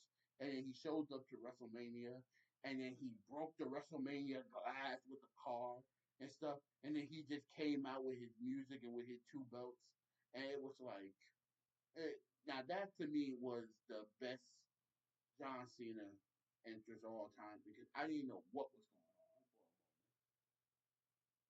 for a Yeah. I mean, '07 Cena was just on a different level, though. The Fast and Furious entrance that you were describing, I mean, just on a different level. Now I hope he do something like that. I hope he do a mixture of a lot of it. But overall, if John this is John's last WrestleMania, so if this is going, he got to have a amazing entrance for his last one. No bullshit. No, just I showed up and then going down to the going down to the ring. I believe that he should have one of the best entrances of all time. And if you can do maybe a mixture, like think about this for a minute. You have like John Cena is a bad guy in Fast and the Furious. For well, he was a bad guy for Fast and the Furious. You have him show up in the car driving. Guess who's in the car? Guess who's in the car with him? Travis Scott. Travis Scott. Then you had, and then you see, and then you see the clones. Then you see these guys with like the chains and stuff, like these thugs, right? And then you see 50 Cent show up. He's saying, "Yo, let's go, let's do this." And he's showing up with his gang and stuff. And you have John walking behind him, looking like looking like he's Mike Tyson and shit, like ready for a fight. It's like, and then you see the clone John Cena's again. All these clones, but all of them are different, like different versions of him. And then you hear, and then you see, and then you see not 50 Cent. You see Eminem say is a you see Eminem on top of it, and you hear him play like the real Slim Shady or something, and you be like, and I think that should be how it should go because it's like it brings all the versions of John Cena and it brings this heel John Cena all into one. Like I'm gonna Yeah. try to see if I'm gonna try to see if I can edit something like that so I can show you that you're gonna see what I'm talking about. Maybe I can edit it on my 2K 45. I mean, honestly, I mean, I would want to see something like that. But, I mean, like,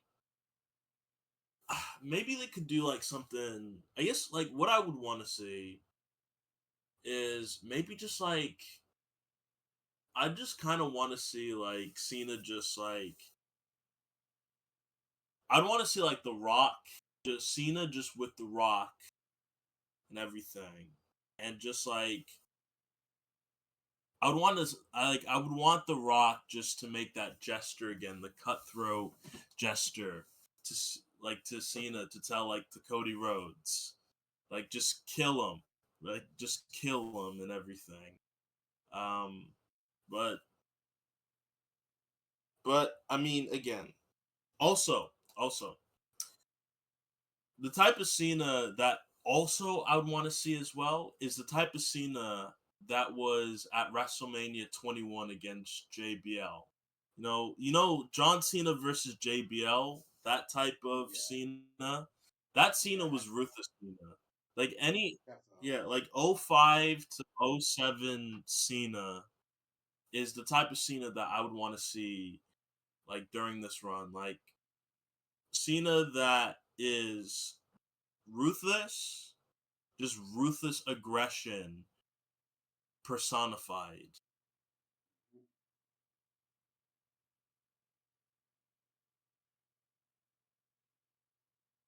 so. I guess now we can move into. Well, this is the thing. We're gonna. I think we don't. We watch. Well, we can move into Raw, but I think I'm going. First, I want to talk about SmackDown for a second from last week, and then we can just talk about the two Raws together. So this is the thing. Last week's SmackDown, I really did like the promo. I really did like the promo that Cody Rhodes threw down with threw, yeah, the promo that Cody Rhodes did on John Cena and The Rock, even if they wasn't there, I think that was a great promo.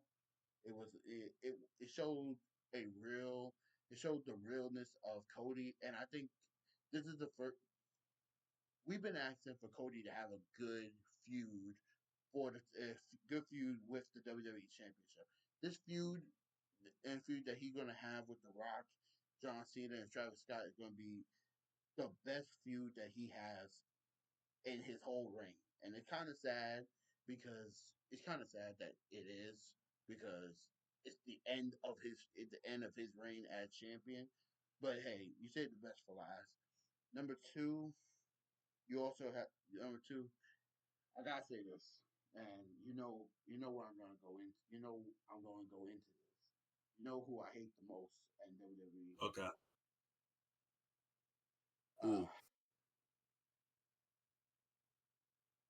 Chelsea Green. I'm really, I'm really, I'm really fucking mad. I'm really fucking mad. Now, this is the thing. I already have my predictions for WrestleMania that Selena Vega is going to face going to win the United States Championship from Chelsea Green. But I am a little, I am so heated that she won last week in that street fight. And you want to know what made me even more heated? I just updated my top 10 most hated wrestlers that I hate. Eyes of Fire or whatever the hell you want to call her, I don't know, I don't care. She's up there now. Because I don't know. You was a Raw superstar and you show up on SmackDown to help a SmackDown superstar retain the title, and it's like when I first saw that, like you see how I'm like pausing right now? I'm so fucking heated because I really do not. I just hate this bitch. I just hate her. I just really can't. I just really can't with her. I just really can't. I can't. There's people gonna, and this is the thing. Their levels are crashing out. There's the showing off crashing out, like real crash out, and then there's the calm crash out. I'm calm. Hmm. I'm right now calm crash out right now because I see the bigger picture. I see that Selena Vega is gonna win the United States Championship from her. But I'm also mad as hell that Mi Shin had a great match, and I had a feeling that she should have won. And I was actually hoping that she did win on some degree. But then Chelsea Green just comes out and says, Chelsea Green just got another one of her goons to help her win. It's like I just really can't, and that's what I'm saying. I'm not gonna recap the match. If you guys want to see it, you can see it. I'm just very pissed off about this, and I just can't wait to see this title. I just can't. She's the worst champion of all time, and don't tell me she's the first. It doesn't matter. She's the worst. Same way how she says she's the first, she's the oldest, she's the youngest, she's the longest, she's the shortest reign. You want to know something? You're the worst champion as well because you just plain old suck. Like I'm just fucking done. I really am fucking done. Like if I can get my like, you have no idea how you have no idea how much I how much changes I would do if I just had one day with WWE that the five people I'm releasing off the rip. The first one is Chelsea Green. Second one Logan Paul. Third one Kansas LeRae. Fourth one, one I'm oh yeah, fourth one that girl with Alpha Academy. I don't know who. I don't even know who the fuck her name is. Ma- She's playing the whole you show. talking about Maxine Dupree? Oh yeah, yeah, yeah. That bitch. Yeah, she going to too. Okay, and then the fifth one, and I know people gonna be on my ass about this. The fifth one is gonna be. It's a three-way tie. There's a three-way tie for the fifth one. It was between Asala. Yeah, it was between Asala. It between um that Andre Chase from that yeah the Andre Chase from NXT and Natalia. It's a three-way tie between those three on the number fifth spot Wait, from. okay. I got a few questions, right? Okay, so Yeah, why Natalia? Why Natalia? Why would you release her? because there's nothing because she don't have bro. You know her peak is gone. Like I'm gonna be honest with you, bro. She was the she showed up in 2008, right? She showed up. She debuted in 2008. Yeah. She didn't do anything until 2010 when she won the Diva title. Okay, and then she lost it and lost it, and then through 2011 to 2017, she was titleless. Now she had multiple opportunities to be the, and I said this before to one. I said this before to a few of my friends. I said this: Natalia between 2012 to 2014, she was one of the top five best female wrestlers on the card. Okay, and I'm not saying that it's her fault. WWE didn't know how to treat women's wrestling matches the way it is now, but she just was in. But after that, that was her peak, and then ever since then, she's just been going down. Now, sure, she won the SmackDown Women's Championship, but it was a reign that nobody cared. She won the tag team titles. No one cared about that. It was a bunch. It was a bunch of bullshit. I think she ran her course, and I understand why you want to keep her. She's she's the daughter of Jim Neidhart. She's the niece of Bret the Hitman Hart. But I think it's just legacy just don't carry you forever.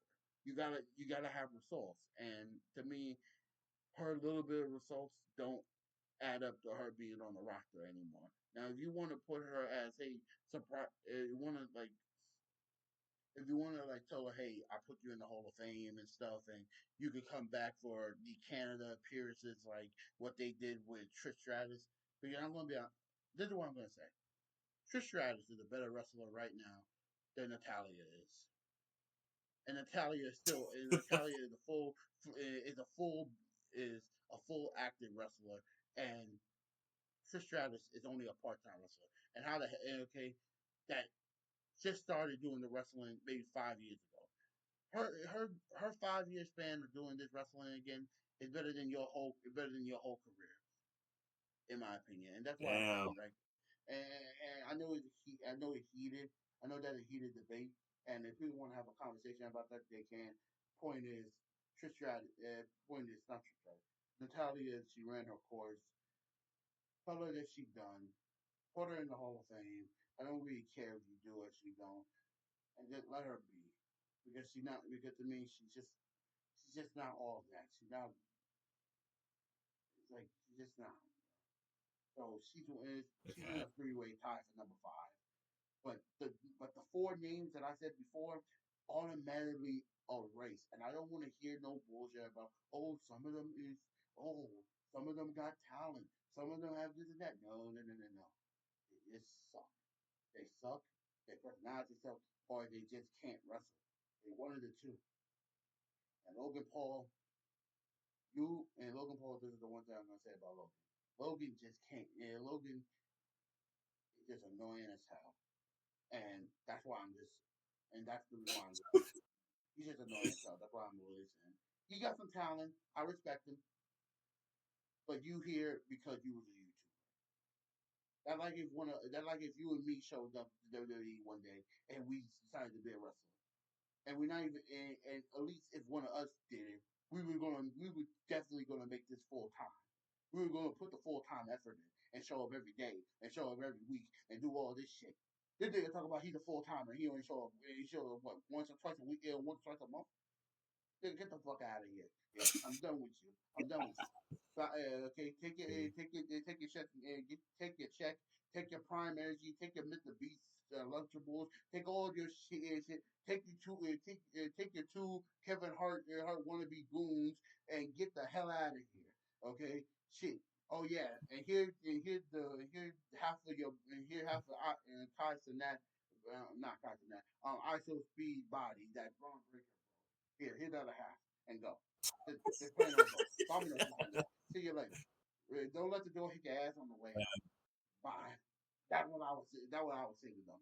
All of you guys just go. Okay.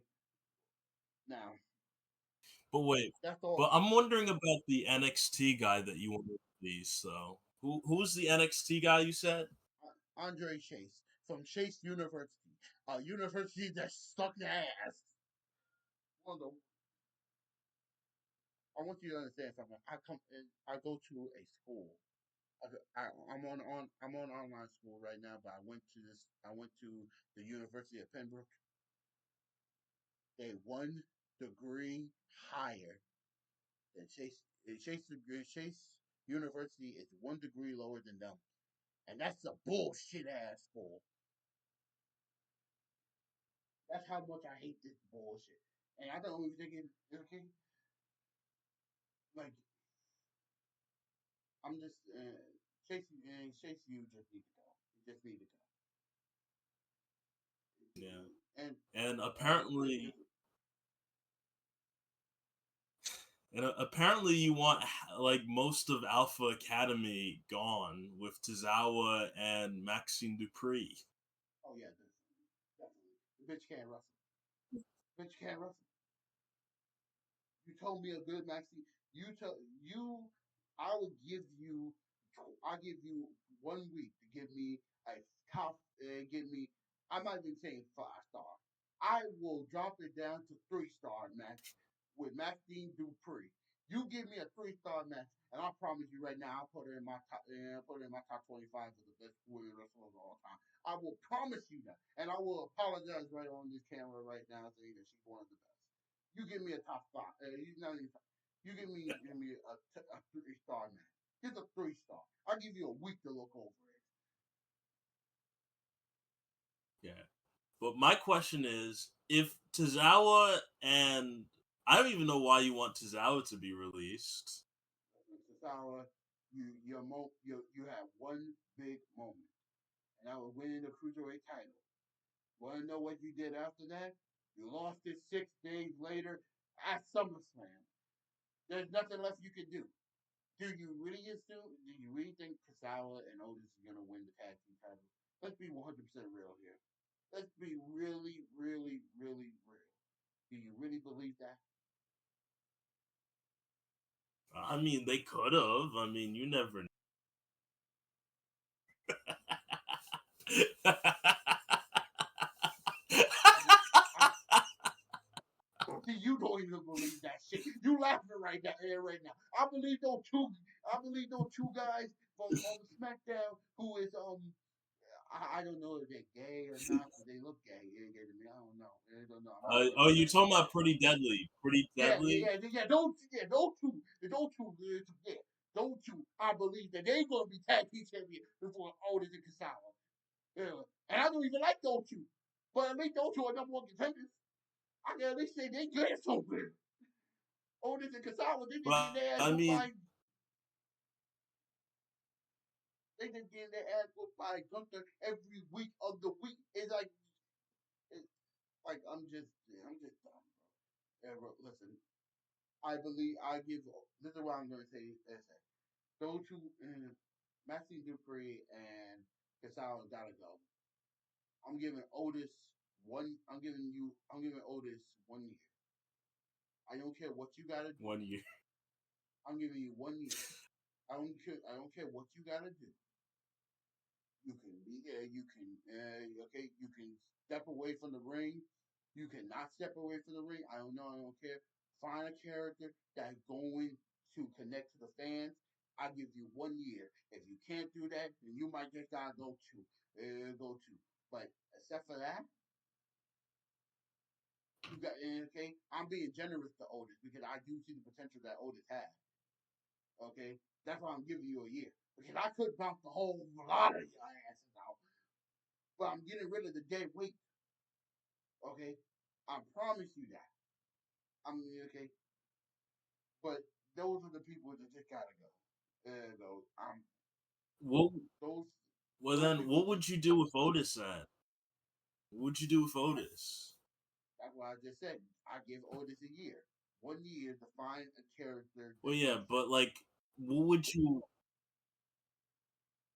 if if What I'm would you? gonna What would you have him do? Then? you wanna know who you wanna know what I think I want I think this is what I want Otis to be. I don't know how this I really don't think that this is gonna be a great tag team. I think they might win the tag team titles, maybe, but I'm thinking about this. I would like him, the team. I would like him to stay in the tag team division, but I would like him to be like I will push Otis in the mid card division. I won't make him an IC champion. I won't. I'd be 100% honest doing that. I won't. But I would make him a United States champion, give him a chance to try to like, you know, find his stride and stuff because I do like there was moments where Otis was an interesting character. I did like it when he was Money in the Bank. I did like it when he was with the original Alpha Academy with Chad Gable. You know, I did Mm-hmm. like I did like what he did with Mandy Rose. Yeah, Mandy Rose. I did like that. So there is potential. I don't know what I would do. That's why I'm saying. That's why I was saying like, hey, I will give Otis the reins to find his own character, but I need you to be. But I need you to be the guy that I think you can be. Now, do I think you're going to be a main eventer? Hell no, I'm not going to put you in the main event. But do I believe you could be a good mid card guy? Absolutely. So you just gotta. So I give you a year to find who you are or what you want to be, and if you can connect to the fans in a good way, then I'll push you to then I'll put you as my champion. But I have no idea right now what I'm doing all this. Really, I don't. All I I do see. know is I those. see. All I do know is those. The other two just gotta go. Now Casales, he's a good wrestler, but he just don't have no. He just don't got no personality. And this other shit, I'm gonna be honest with you, bro. You got a week. You really got a week to find me a 3-star match. Okay. Okay. Okay. I'll try to find one. I'll try to find one so that you could keep Maxine Dupree. Okay. Uh. Because to be honest, be honest, I really think she was, and she's just a two, and she's just a 2.0 version of Stacy Keibler. Oh. I mean, she does have. I mean, she is very. I mean, she is tall though. I mean, Maxine Yeah. Dupree is tall. And Stacy Keibler was the same way. Someone that should have been released sooner than she was released. Hell, I still say she should have never made it to the Hall of Fame. I say that was a bullshit Hall of Fame, man. So. So you're saying that Maxine Dupree's got the legs like Stacy Keebler? She's just a tall. She's just a tall chick. She's a tall chick that can't wrestle. That's what I'm saying. She's a tall blonde chick that can't wrestle. That's the reason why I compared the two. Tall, and you have nothing else to show for it. Okay. I'm gonna move And away from what about Candice LeRae? you know, bro. She can't wrestle, and she has no fucking personality. I said this a bunch of times, everybody. they they released the wrong person. Indy Hartwell should have stayed with WWE. And I'm saying this, and I'm going to say it with the heart of a thousand suns. You got two. If Johnny Gargano get released, that bitch is getting released with him. Okay, I'm Damn. telling you, Johnny is the only thing that's keeping her to have a job. You better, she better never divorce Johnny Gargano because I'm telling you this right now. Gone like that. Won't even be a conversation.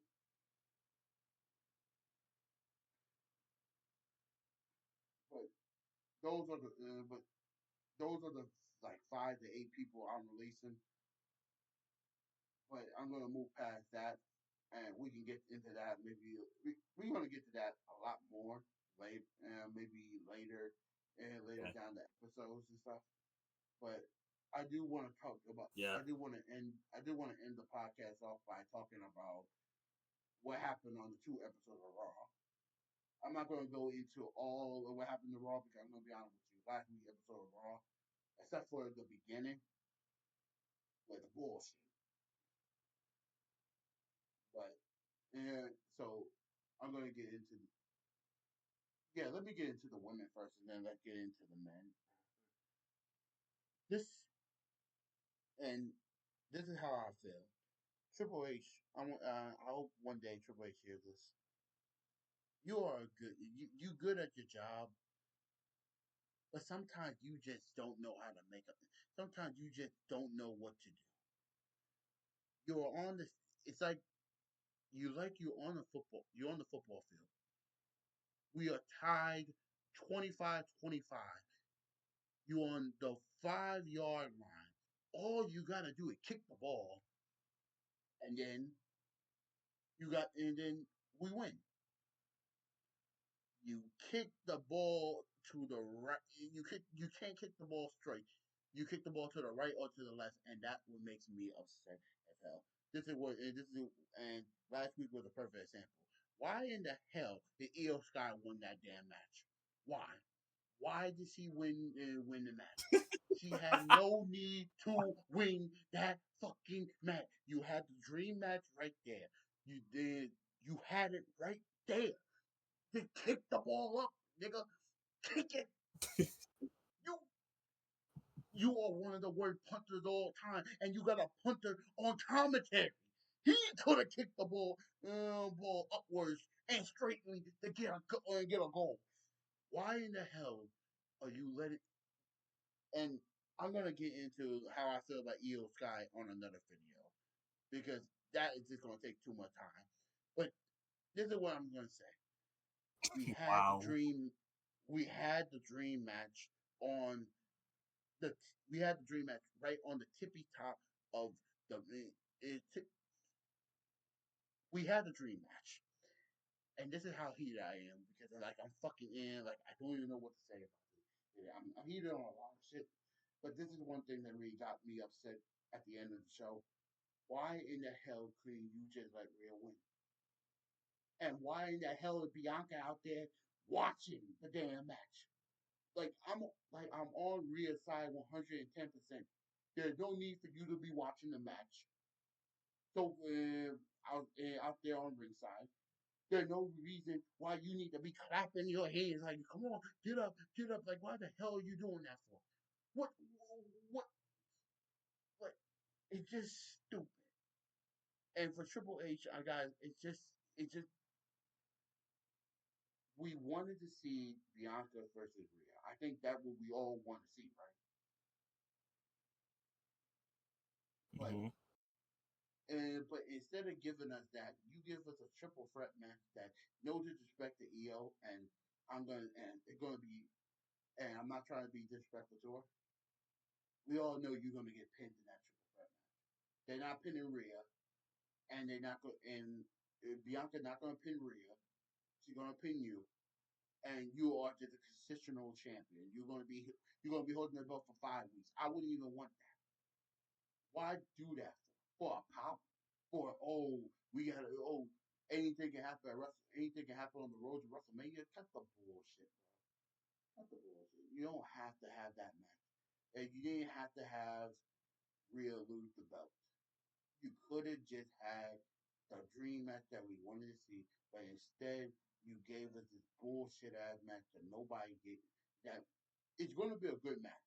I'm not going to lie. The triple threat match is going to be good. It's not main event to WrestleMania, but it's going to be a good match.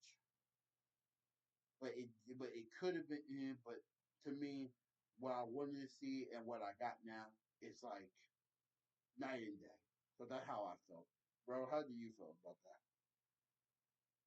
I mean, honestly, I was a bit surprised that they had Io Sky win against uh Rhea Ripley. Especially the fact is that like they had Rhea Ripley win the belt like not like only a couple months ago on the Netflix debut of Raw against Liv Morgan. So I was thinking that Rhea Ripley's title reign was gonna go way like on the way to WrestleMania.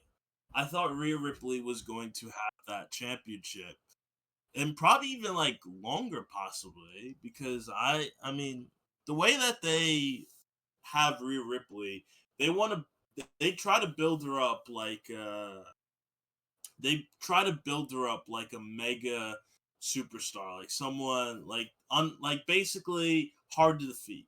So I thought it was gonna be that Io Sky was gonna lose against Rhea Ripley, and that would be that. You know, Rhea Ripley retains the title, and, and Bianca Belair versus Rhea Ripley on the way to WrestleMania 41. But it was much certainly an upset for Io Sky to win against Rhea Ripley. But how they might build it up, and I don't know if this is what could happen, but there could be a chance that Rhea Ripley could invoke her rematch clause, and it could possibly lead into a triple threat match at WrestleMania. That's what that's what I think they're doing. They're going to do that, sure, because there's no way how they keep it Rhea out of WrestleMania. It's going to be a triple threat match, and it's like I'm not saying that a triple threat match won't be good. I'm just saying that you just didn't need to do that. Yeah, okay, and this is the problem that I have. Like, why jump through all these damn hoops? It's like you to get to number. It's like it's like the teacher at the school that tells you, hey, listen, hey, I need you to show one. I need the answer to the question, and you can show a little bit of how you got the answer. And instead of you showing maybe one or two reasons how you got the answer, you showing like 100 different combinations of how you got to this one fucking answer. You don't have to do it. Just make the if the answer if the road is straight, don't try to turn. Don't try to make the road turn like one way or another. It's straight. Just keep on going straight, nigga. Like, like, like it just gets on my nerves. Like it really does. Like sometimes I'm like, what are you thinking? But that's the only thing I want to say about that. I think it was stupid. But hey, what can you do? We're not the one writing the damn paper. We're not the one writing raw and shit. Like, yeah, okay, yeah, okay. I heard, like you try to. That guy didn't put no money on that damn match. I don't put, and I don't bet, and I really don't bet unless it's really necessary. But if I did bet on that damn match, I would have been pissed the fuck off because I would Hmm. have put everything I Well, had on that real winning, and I would have been ready to break somebody's neck. Like this is why you said you can't gamble. This is why if you like believe, like let's be 100% honest here. There was 0% chance. There was a 0% chance that EO was going to win last week. all of us would have put that, it Yeah. would have betted our damn house that we was going to win, and then we would have lost our day. We'd be sleeping on the damn street right now, and because of what Triple H did. That's what I said. That's what I'm saying. Like this bullshit was like. Like, I mean, I'm gonna be honest though. When I watched the match, I thought it was a botch. I thought like the referee, like I thought it was like Rhea Ripley was supposed to kick out, but then she didn't, so they had to count to three. Like I thought it was kind of like that. Like I thought it was a botch, and like just no offense to Io Sky, but it was just like I did not see it. I had no I just didn't see that her winning. But my question is, would you rather have them do a triple threat match with Rhea, Io Sky, and Bianca Belair, or would you just want to have the standard Io Sky versus Bianca Belair match? You can hit. I'm doing the triple threat. I don't need to see EO versus Bianca one more fucking time. I don't have to. I don't want to see it again. It's a good match. They have great chemistry, but this is WrestleMania. I don't have to see it again. You again. Give me the triple threat match. At least then we got. At least then now we got Rhea involved, so now we have different aspects of it. But I'm still saying that they messed up. They should have just gave us Rhea versus Bianca. But hey, what can you do? I mean, honestly, if they Now do that, I mean, there's gonna be a couple of triple threat matches for WrestleMania, like because possible CM Punk versus Roman Reigns versus Seth Rollins, and this one. I mean, there's a lot of triple threat potential when it comes to WrestleMania this year. and this, and before we go into the last segment of the podcast, this is what I want to say. Do you with all with what happened on the steel cage situation? Do you really believe now that Jey Uso and Gunther is going to main event WrestleMania Night One still? I mean, honestly, see, I mean, what's Jey Uso's nickname? what what's his tagline? You you still thinking Jey Uso is main event of WrestleMania? I mean, honestly, I mean, at this point, I guess. See, that's the problem with the Royal Rumble and how it's advertised, because they advertise it as if the Royal Rumble winner is going to get a guaranteed main event spot, and when you have that, it causes issues because you got so many main event caliber matches to where it's like, well, what do you do here? Because No, what would that's the problem with it. no, well, that is the problem. But there's a problem. But the problem is, and I said this before to you. So, okay, the wrong guy won the damn. The wrong guy won the damn rumble. Okay, I love Jey Uso, and I said this to you on like a few weeks ago before, yeah, like a month and a half ago when we were doing the predictions for Saturday Night Main Event. I did predict Jey Uso in the next 12 months being world champion, but I did not see him winning the Royal Rumble after losing to Gunther, and then he's going right back after Gunther. I did not see that. And when he won the Royal Rumble, I knew he was going to shoot Gunther, and I knew this story was going to be boring as hell because we just saw this. There's no way in hell you're going to give Gunther and Jey Uso the main event of WrestleMania, knowing that you might have matches that we have not saw that might steal the show, and one match that we definitely know they're going to main event, and that's Roman, Seth and Punk. There's no way how you're going to say, hey, that you're going to put that behind. and put that before Jey Uso and and Gunther. That's why I'm saying, like, listen, Jey Uso, I think he's going to open up night one, or he's going to open up night one, or he's going to be in the middle of night one. Best case scenario, he might be in the beginning of night two.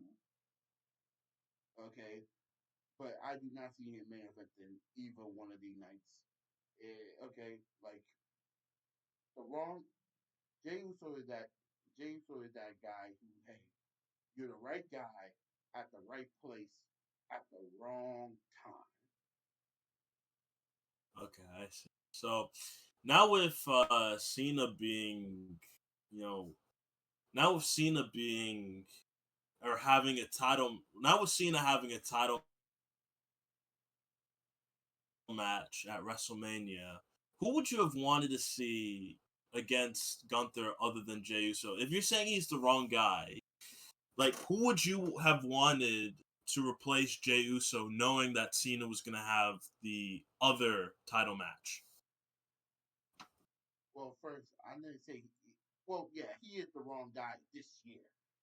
This year, okay, but but he is the right guy he's the right guy for any other years after this year because of what they did to him on Saturday Night Main Event.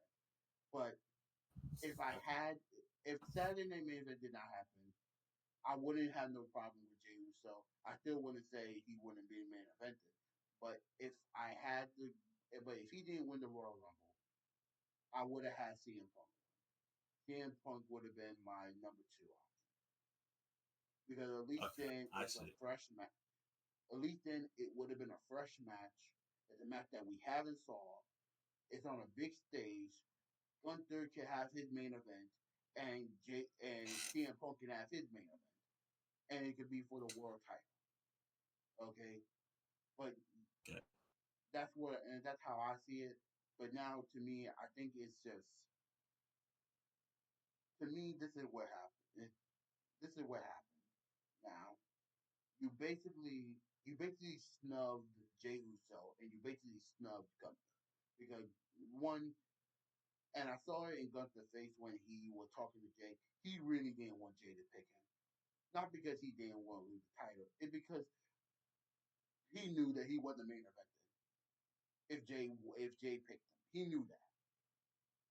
This was the one time where a Royal Rumble winner was going to pick a champion, and the champion like, no, I don't want you to face me because I don't care because you're not going to get you're not going. This is a match that we already did, and I have nothing else to have.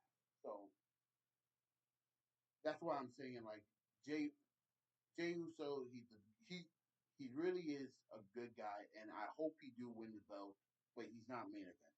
This is gonna the main event of night one is going to be Punk, Roman, and Seth, and night two is going to be Cody and John. okay. He's still going. That's But I why. mean, well, I mean, again, we don't really know. I mean, we're just predicting at this point. We're just predicting right now. Oh no, Anything I'm could happen, guaranteeing though. this. I'm guaranteeing this. If there's no, I'm putting my money on this one. This one is a guarantee. There is no way in hell that they going you are go, this the feud with Jey Uso and Gunther for the last 4 weeks have been nothing but boring, boring, boring. I didn't even care. But what's going on with Punk, Rollins, and Roman? That is the number one story going on next to the John Cena and Cody Rhodes. You will be a damn fool not to put them in as the main event. Listen, I get that I hope the guy Triple H don't do anything stupid. You know your two main events. Put the damn main events right there. I'm telling you what to do. Kick the ball, asshole. Okay, kick the ball. I got you on the damn. I got you now on the 3 yard line. Kick the fucking ball. Not kick the ball. Kick the ball straight, and I'll be cool. don't do any fancy I stuff. see. Don't do the behind the pass elbow. Don't do the tap dance to the kick. Just kick the ball straight and let's have a win. Like I don't need. It's like I'm promising. And I promise you, if I see Jey Uso versus Gunther in the main event, I'm gonna say I'm gonna get mad for CM Punk because I'm gonna say, damn, these niggas should have been because regardless of Jay winning, and it's gonna be a good moment. I'm gonna be asleep during half. I'm gonna be asleep during all this match. I'm telling you, if we have, I'm telling you, if Saint has a WrestleMania party at his house, I'm gonna, and we show up, I'm gonna be sleeping. And Gunther and Jey Uso is the main event. I'm sleeping. Wake me up when Jey Uso win the match. Okay. Okay. Because I'm Wait. not no disrespect to Jey Uso or Gunther. It's just something that I already saw. And what else can you do? What else can you do? What you gonna hit him with an extra spear and an extra frog splash and get it, and then you win? I can predict it already. I don't need you to predict. I don't need to be a predicting WrestleMania night one. I want you. I can see if I need to see you win. I'd rather see you win at the beginning or the middle. So I can have so I can be eating with you and I can be happy and I can still say, hey, I still got a great main event coming up. Please, Triple H, don't F up the damn thing. It's on the 1 yard line now. Just kick the ball, bro. Jesus Christ. First, I first mean, speaking of Rome, I, first speaking of Roman, Seth and Punk. Let's get into this first. Punk last week promo that Punk did, one of the best promos I have saw in a long time. I gotta say, Punk really, really, really went in on Rock, Roman, and Seth. I love it. I love that he. I love that he went fisticuffs with Seth Rollins. I love that. That was the best part of Raw. That was the last week and this week with the steel cage match. What like the Will Ospreay versus Kyle Fletcher match? If that was the most bloody and gruesome match ever. This was the most physical slash hands on fighters fight mode ever because I like what because it wasn't too many pins. These guys just wanted to fight. These guys just wanted to throw hands, and it was a great match. And they ended with Roman coming out, and he's just trying to kill Seth Rollins, and then he sees Paul Heyman helping CM Punk, and he's spearing Punk. Great ending to a show. It was good. I loved it, and now I definitely can't wait for WrestleMania. What do you think, bro? I mean, honestly, I feel like CM Punk does really good in cage matches, whether it be just a regular steel cage match or a Hell in a Cell match. I feel like CM Punk does really good in that. And with Roman Reigns's, now I didn't really see much of the match. I didn't really watch Raw, so I'm a bit. I, I will admit that. So whatever I say might not be too much detailed, but I did see Roman Reigns' return, and I did see when Roman Reigns gave that stomp onto with Seth Rollins, right? Mm-hmm. I mean, yeah. So I saw that. Huh? Okay, yeah, I did see that. I did see that, and it's just the fact that like I mean I thought Roman Reigns was gonna appear at Elimination Chamber. Like I thought like there would have been a possibility of that, especially with like the Elimination Chamber match. I felt like that would have been perfect for Roman Reigns to appear at. But honestly, now seeing Roman Reigns coming back uh after the Royal Rumble and everything, it does make me wonder what is going to be built up with this because I know you say you want to see the main event of WrestleMania Night 1 be Punk versus Rollins versus Roman Reigns, but I kind of wonder though. I mean, like, I wonder if they could make it a fatal four way with Drew McIntyre in it. No, no, don't ruin this. Please don't ruin this. Yeah, you don't like Drew Mc. I mean, Drew McIntyre has been a part of the Seth Rollins and CM Punk story like for like a whole year now. No, I don't think. I think it would. I think if you make it a true, make it a fatal four way match, I wouldn't have a problem with it. But but right now, to me, the reason why you moved Drew to SmackDown was to get him away from Punk, Rollins, and Seth. Not yeah, Punk, Rollins, and Roman. You moved him to SmackDown for that reason, and that's the reason why I'm saying like don't bring him into it just to like if you want to bring him into it after, then that's fine. Then we can have a fair four way at Bad Blood, and not Bad Blood at Backlash. But to me, if we do it now, WrestleMania, to me, I think it's a little bit too. I think it's just a little bit too much, and also the fact that Drew McIntyre right now is in a heated rivalry with Damian Priest, and I think having Damian Priest versus Drew McIntyre, I think that would be a good match for both of them. Okay.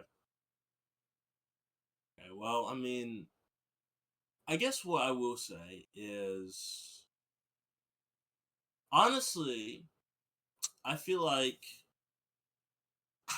if they were to do the triple threat match, I mean, like, would it be good to like add like a cage to it? Because again, CM Punk seems to do really well in cage matches, and Yeah, but it's like I if we are like earlier in the show, you said that you want to see Randy Orton and maybe Kevin Owens inside like the Hell in a Cell. I don't think they are going to make yeah, two Hell in a. I don't think they will want to do like two Hell in a Cells on the same night or even on the same pay per view because like you want to save Hell in a Cell for the pay per views and for like the actual Hell in a Cell pay per view. Like having one Hell in a Cell match is like okay, yeah, but